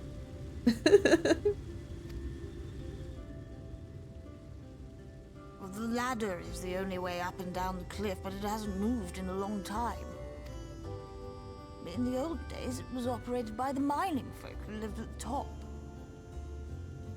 Oh, Bubby has stirred. After the flood, it saw less and less use, and when Lord VOR3 took control, it was abandoned altogether. So we somehow need to get the ladder working again. It moves by means of a Talos, if that's any help. But good luck repairing that. Talos? Did someone say Talos? I love the Chais. You know all about them, don't you, dearest? If anyone can get this lift moving, it's you. Well, perhaps. But see here. Oh, yes. If you want the golem restored, you may leave it to my husband. Oh, I love them. For he happens to be the heir to Daedalus Stoneworks, foremost makers of Talos, whose contracts include the renowned mining venture of Armoreng. They're so good. It's been years and years since I had anything to do with it. I can't just pick up a hammer and set to work. Supporting, like, the most anxious husband you could ever find and his very loving and devoted wife. You can't. I love them. I love them so much. No, that's not what I... It's just...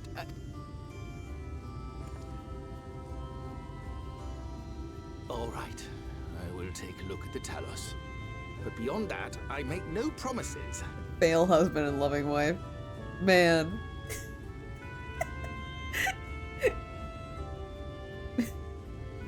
Best fail husband, though. And best loving Those wife. strong backs, come with me. I'll need help dragging the damn thing out of the storehouse.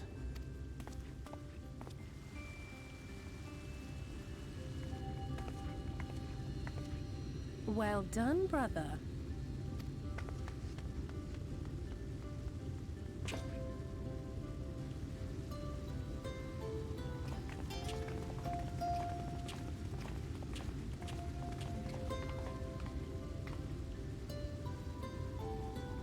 Come, my friend.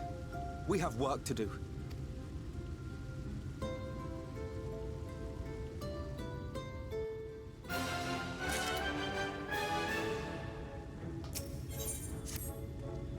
The ladder is situated to the north and west of Right. Let us make our way there.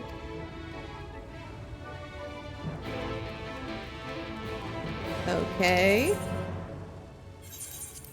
me. If only I could fly. It's not for a long time though. I don't think I can even access flying until after the ladder's restored, at the very least. Because, you know, you can't have us, like, flying over there. That breaks the rules.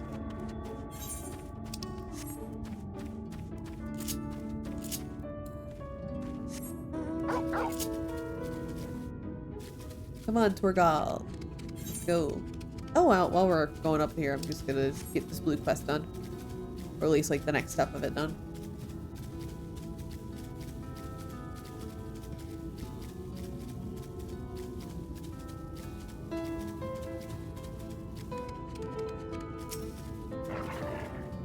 Okay, I don't care, I don't care, I don't care, bye.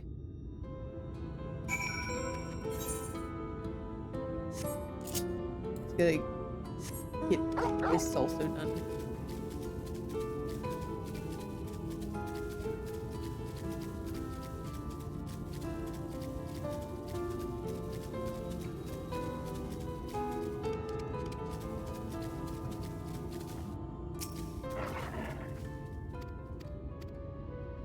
Okay.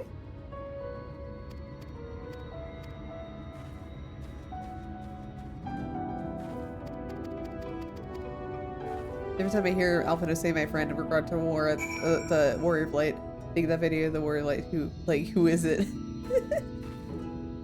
Oh my god. Yeah.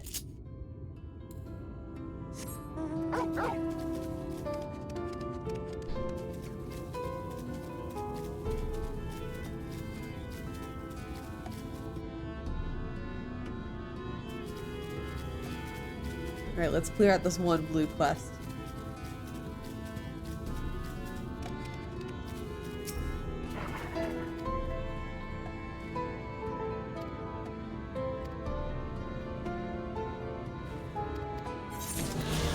Okay.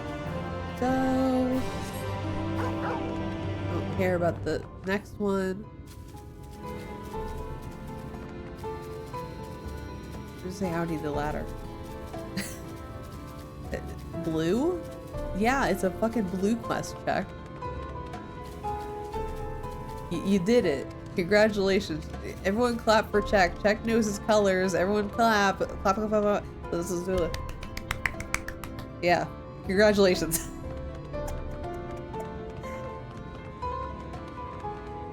You're welcome. You're not colorblind. Congratulations. Tested here right now. You can see colors. Ner, dost thou see yonder pair of Talos? For a blessing, they are found to be in good repair. Master Chai prepareth to activate them as we speak. With our arcane knowledge, Yishtol and I will serve as his assistants. At the appointed hour, we shall imbue the galls with ether. Others, meanwhile, attend to the ladder itself, which hath too long lain neglected. Extensive maintenance will be needed ere it can move again, as well as myriad materials which perform it. What do you mean, well? Well, if thou art willing, we will prevail upon thee to procure lumber. Why, thanks, Ner. Directly to the south thou wilt find a dry dock, Venmont Yards. Pray see that thou canst persuade the folk there to part with some lumber for our cause. Alright guys, we're talking for wood. Yo, we need some wood. Desperately.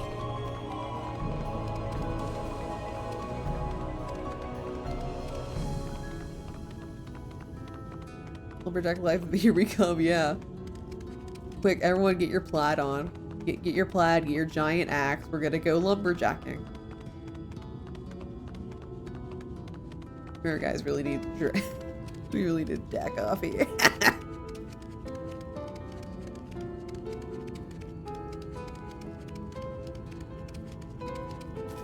Yeah, we'll see myself out. My time has come.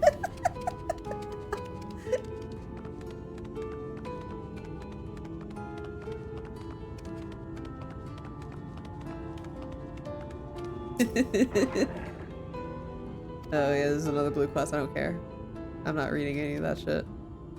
Sucks for you or good job. Oh yeah, I remember this blue quest. You had to just like do that.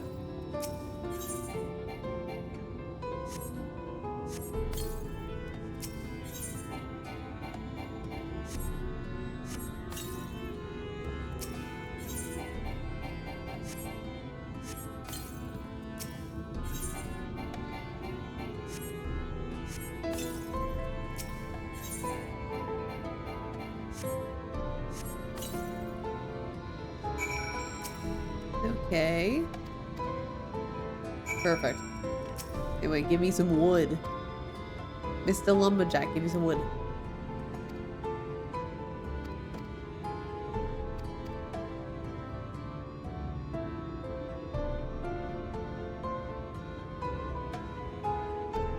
Oh, I had to... Wait, I had to pay attention. Oh wait, that was a main story quest. Whoopsies. I didn't pay attention. Oh. Taking stock for Ervith, are you?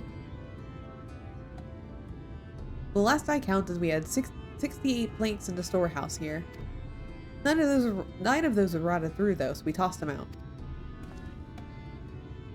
Oi, Githil, another load's just arrived. 13 planks all told, but one's damaged. It's only good for kindling now. Right then, bring the good ones here. Be sure to let Irvine know this. Is this a math problem?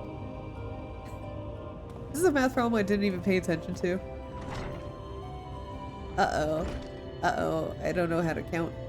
So, how many planks does that make it now? Fuck, it's math. You're writing on those numbers anyway, right? I'm sure you can work it out. Uh-oh. All problems are math problems, aren't they? They sure are. Ugh.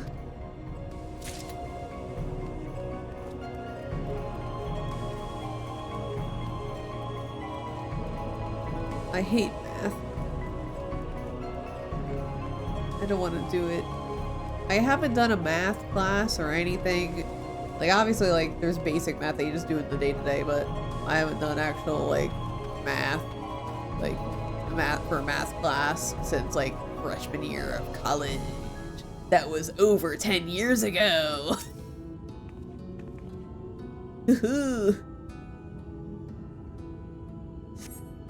Count 24 planks in the stack.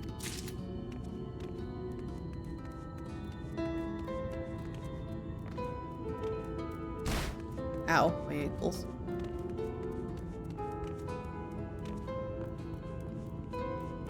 Alpha, I need someone who's good at math, and you're the only one who's still a jet ed. Please. Please. You know math problems. You could even add and subtract. That's more than me. I just look at the numbers and, like, I look at the numbers and die. You count 11 planks in the stack. Okay, what is it? It's in my key items. Okay. Oh, 11 in stack near Irvine, 24, 68 in storehouse, 9 discarded, 13. I'm pulling out the calculator. That's right, everybody. I'm doing it.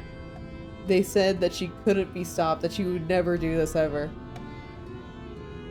But I'm fucking doing it. You can't stop me. The calculator coming out.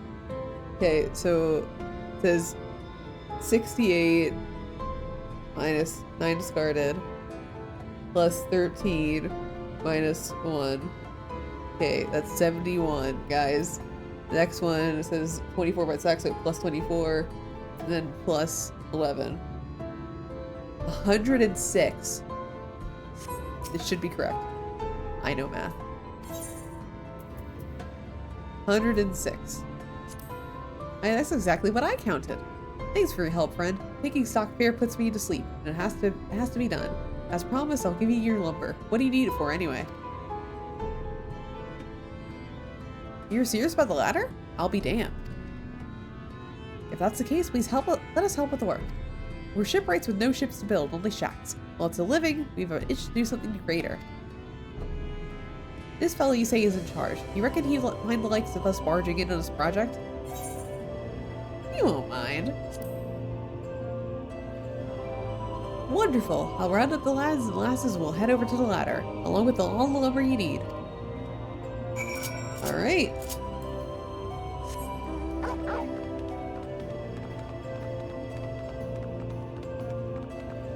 And while we're on the way, we can clear out this one blue quest over here. So we can get another, like, another mark towards Aether Current stuff.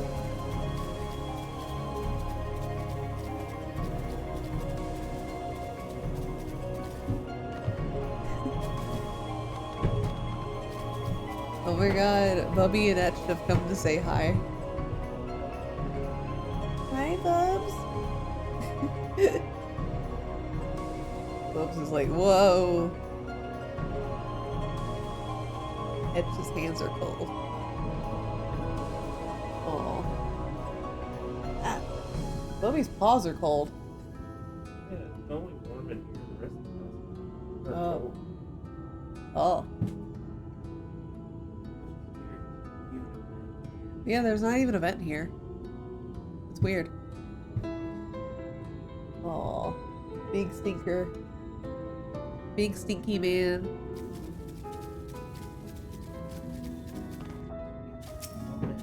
Yeah. Our cat's so stinky. That's a lie. He's actually not, doesn't have a scent.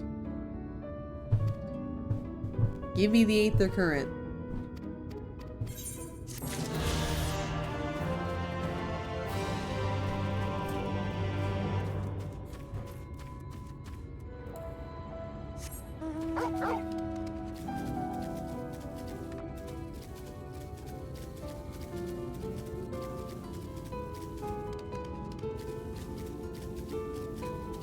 Let me check it. Actually, check them. I'm going to check the Aether Currents. So for Calusia, we have 3 more quest ones to do, which I'm assuming is gonna be on top of the mountain, and a MSQ, of course. And then I think the rest of the like wildlife ones are also on the top. We're making progress. I think I got everything that I needed, Aether Current wise, from the bottom half.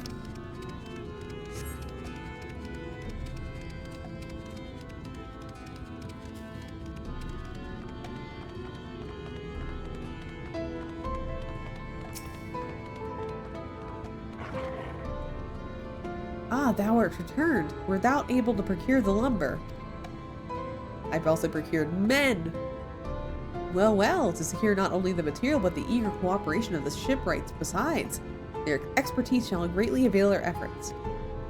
Master Chai's own efforts have not been without struggle, but he hath proven himself to be a determined soul. I doubt not but the work that shall be completed ere long, and we shall continue our way once more. Though it hath been years in the making, at long last the people stand united in defiance of the world's fate, their hopes spurring us ever onward towards the journey's end. Whatsoever may await us, when thou takest those final steps, I pray that it shall be with a smile upon thy face. Ah, but prematurely do I give myself to sentimental musings. Many more pressing concerns demand our attention, not the least which is a matter of how we might reach the mountain, detached from the land as it is. For the present, it would appear that we have the matters here well in hand. Perhaps thou shouldst take thine ease for a time. Thou wilt need every ounce of thy strength for the trials ahead. Alright, let's just chill here then. We'll just sit on our ass while everyone else does work. Finally.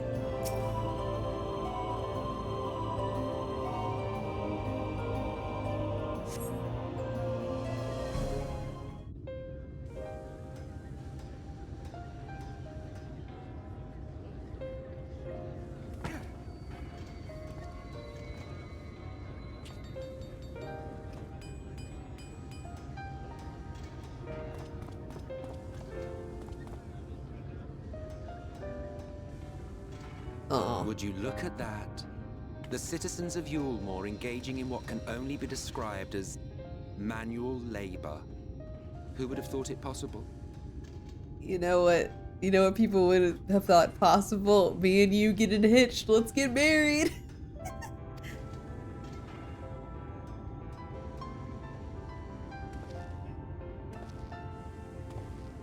Time for marriage, Emmett. Do you know the most reliable way to deal with those who stubbornly refuse to see reason? You conquer them, crush them under heel. Such was the trusted method of Alec, and one still favored by Garlemald. But conquest is the easy part. The true challenge begins once the dust has settled, quenching the glowing embers of animosity and maintaining a semblance of peace. This requires the conqueror to treat the conquered with dignity, and the conquered to let bygones be bygones, a difficult feat to achieve. But you have achieved just that, to my considerable surprise. It's a compliment. Take it. I will.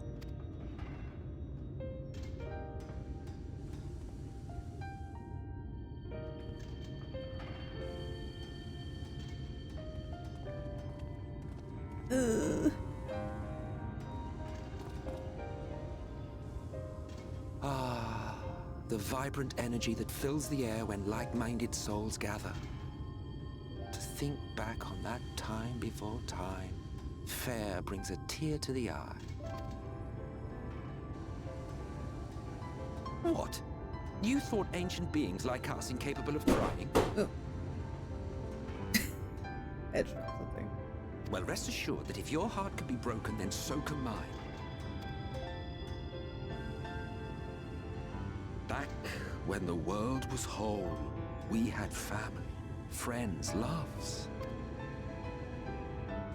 Men knew peace and contentment, and with our adamant souls, we could live for an age. There was no conflict born of want or disparity. Our differences paled into insignificance next to all we had in common. And then there was Amarant.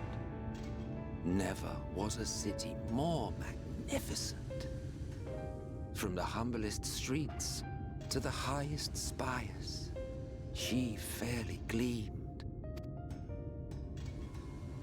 Not that you would remember any of this. Remember? Never mind.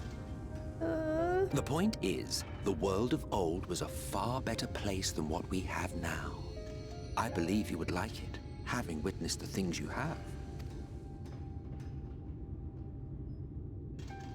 Remember, you are of the source. Unlike the half-men here, you stand only to gain. Should you survive the remaining calamities, you will become our equal. A complete existence in a complete world. But such talk is a pleasure for later. Back to work, hero. Ah, there was one thing I had meant to ask. How well do you know the Exile? Has he ever deigned to show you what hides beneath the cowl?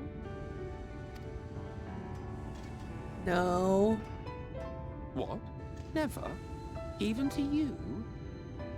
How very interesting. I shall enjoy working out what it means. Until next time. He's just very embarrassed. I don't know what. Maybe he's embarrassed by his forehead or something. I don't know.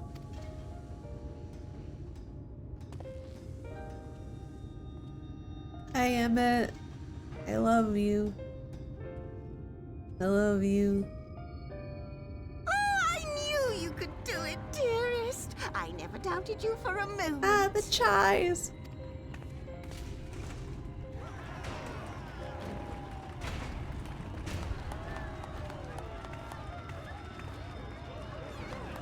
The silliest of stories. It's alive. It's like if you get like a really embarrassing scar by doing something like, I don't know, like stupid, that you're just embarrassed about it. Just like, oh man, you scar, where'd it come from? You're just like, I peeled potatoes too bad. I put too much pressure on the potato peeler. Now I have a giant scar on my arm. I don't know if you remember, but when we first met in this world, I was all but spent. I never thought to wonder why until now. I think it all just got to be too much.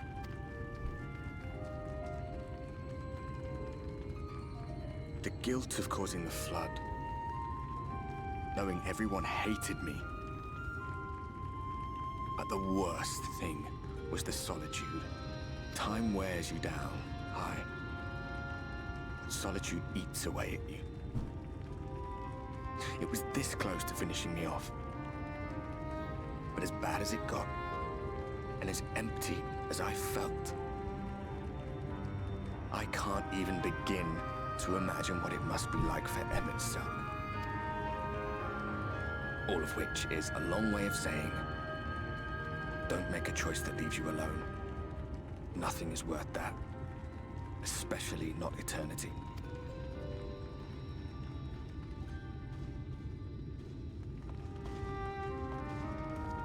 Glad tidings, my friend.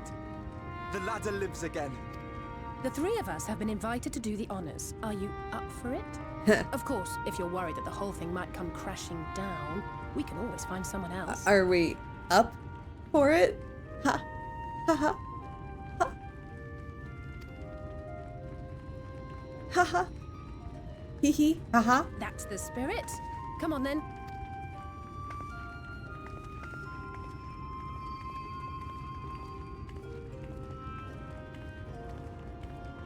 We rode the ladder too, my comrades and I. Once upon a time. Watched the horizon grow, and the town shrink below us. Awed and terrified in equal measure, we ascended without a word, the silence broken only by the rhythm of the gears. Oh.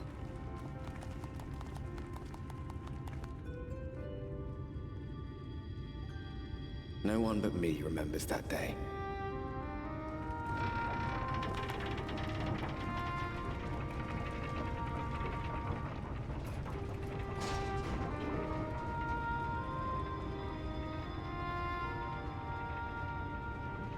Remembers our journey and our end.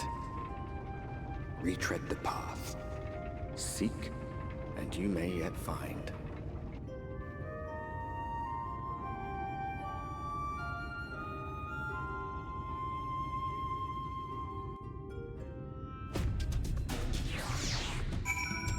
All right. They're back at the top. We're all the way up here. Here we finally are, at top run. The others should arrive ere long. Alphino, Nerf, come up here. There's something I need you to see. What could this be about?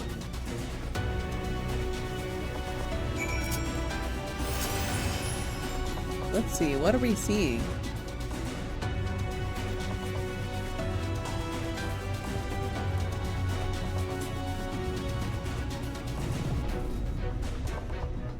Oh shit, sightseeing point. Thank you, Alize. Thank you so much, Alize.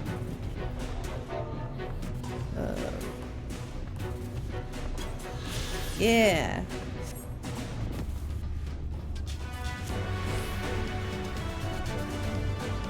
Maybe they can see deer from here. Yo, there's like some weird robots and a funky little android lady.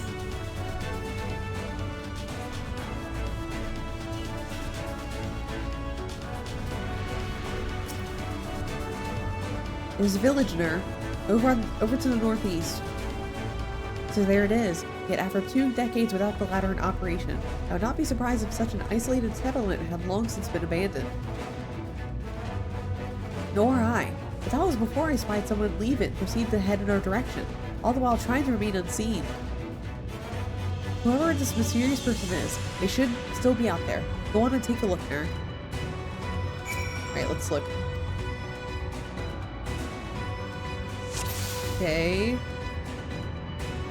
Like, I can already see them, but I want to see if there's like a Google somewhere.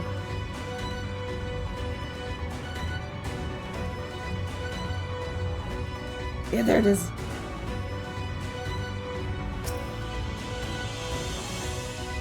The creature stares at you unflinchingly. This probably isn't as mysterious person Alize saw.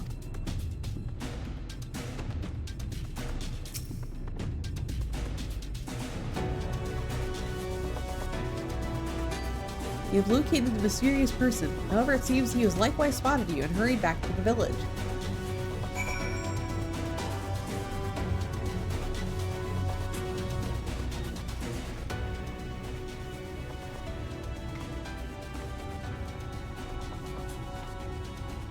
There's someone, right? And they were spying on us. Personally, I don't feel comfortable not knowing who they were. But what do you say we investigate? I'm curious too, I must admit. I dare say we have a bit of time ere the others descend. It's settled then. Let's head to the village and see if it's indeed inhabited.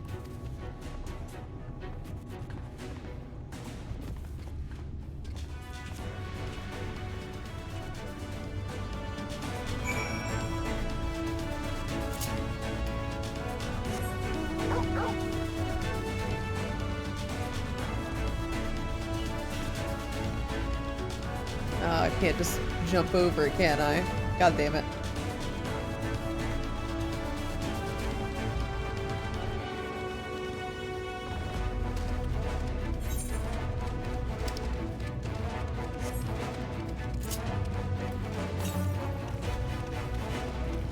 Oh, that's very close. Okay, east.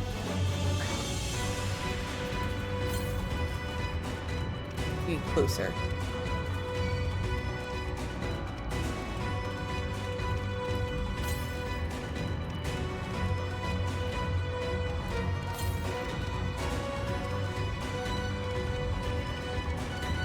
Oh, here it is.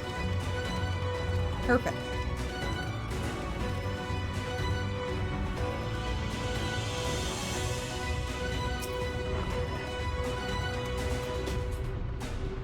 There's one more for Calusia. Okay, northeast. So it's not quite where the settlement is, but we could get it on the way. Not on the way, but like on the way of MSQ in general.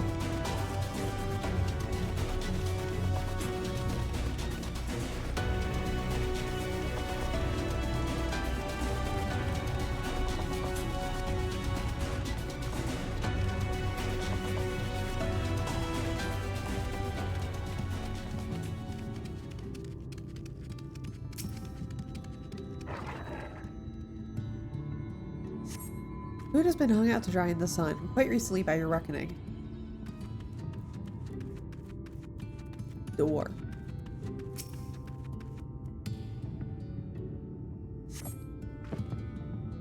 You hear faint signs from inside the building, however the door refuses to budge.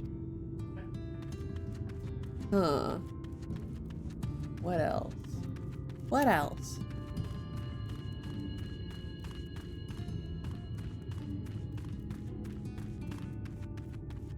Inside.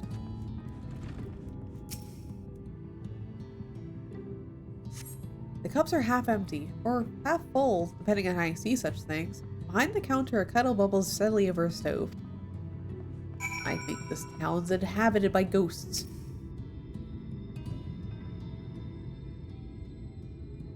What news, Nur? We're able to find anything of note.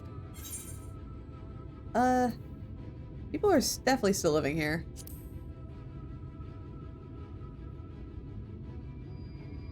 Indeed. While there's no one to be seen, it's plain that this village is anything but abandoned.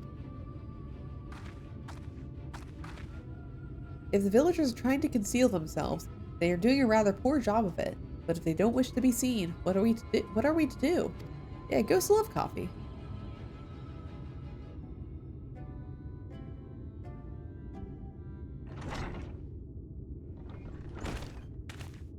I say, aren't you the ones who saved my life?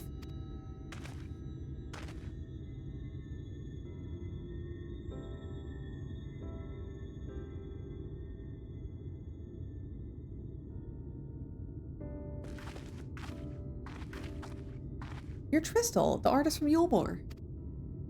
You remembered. Ever since we parted ways, I've worried about you. Bound for the city as you were. Never did I imagine we would meet again, and here of all places.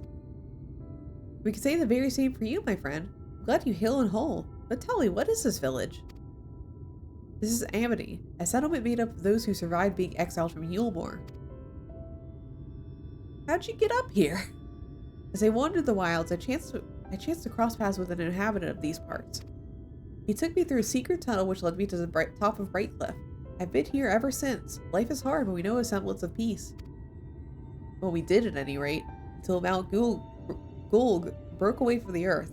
Then just as suddenly, the ladder started moving again. And you feared whoever was coming up would threaten your lives. Aye, but I see now there's no cause for concern. Will you tell me what has brought you here?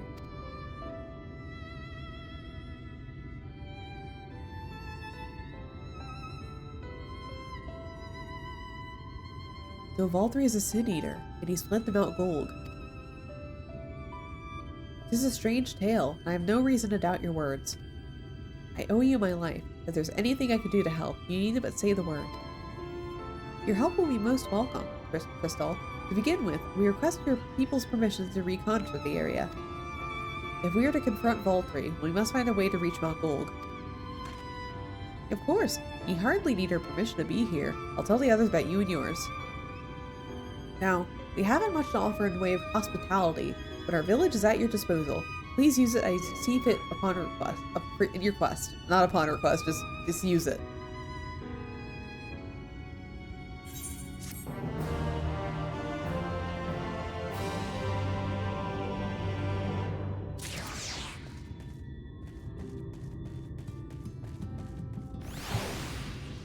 What's this next quest? Okay. I think I'm gonna actually like leave it here for tonight.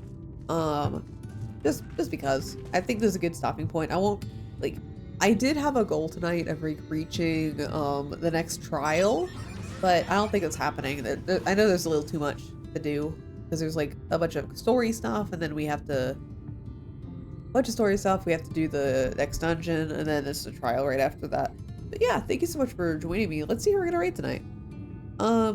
There's a lot going on this week, like a lot going on this week as far as streaming goes. So let me just, I already made the schedule for this week. I just gotta post it. So tomorrow, at 6 p.m. Eastern, join me for a stream. Heh. Yeah, you have to be there. Tomorrow, not tomorrow, Tuesday is going to be the regular Otome Tuesday stream at 8 p.m. as usual. We're finishing Please Be Happy. It's going to be the last Please Be Happy stream for quite a while. We might be putting it back on the schedule to do the other routes, but I'm not sure like when that'll happen. It might be a very long time in the future, just so you know. Wednesday, I'm going to be on Matcha stream as usual. Thursday, it's Final Fantasy XIV. Friday, I have a collab with Ray and Maya. We're going to be playing Content Warning together. It's going to be starting at 8:30 Eastern. And then just going until we feel like it. Let's see who we're going to raid. Who's right for raiding?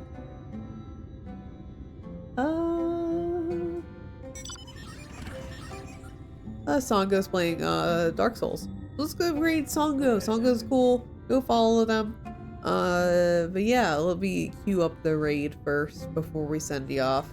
But anyway, I'll be posting the full like the thing on Twitter, like probably right after stream. Okay, they're playing Dark Souls 2. Night. Thank you so much for joining me. Anyway, it's pulled up, so have a good night. See you tomorrow for heh. And you better be there because we're doing a heh. Bye.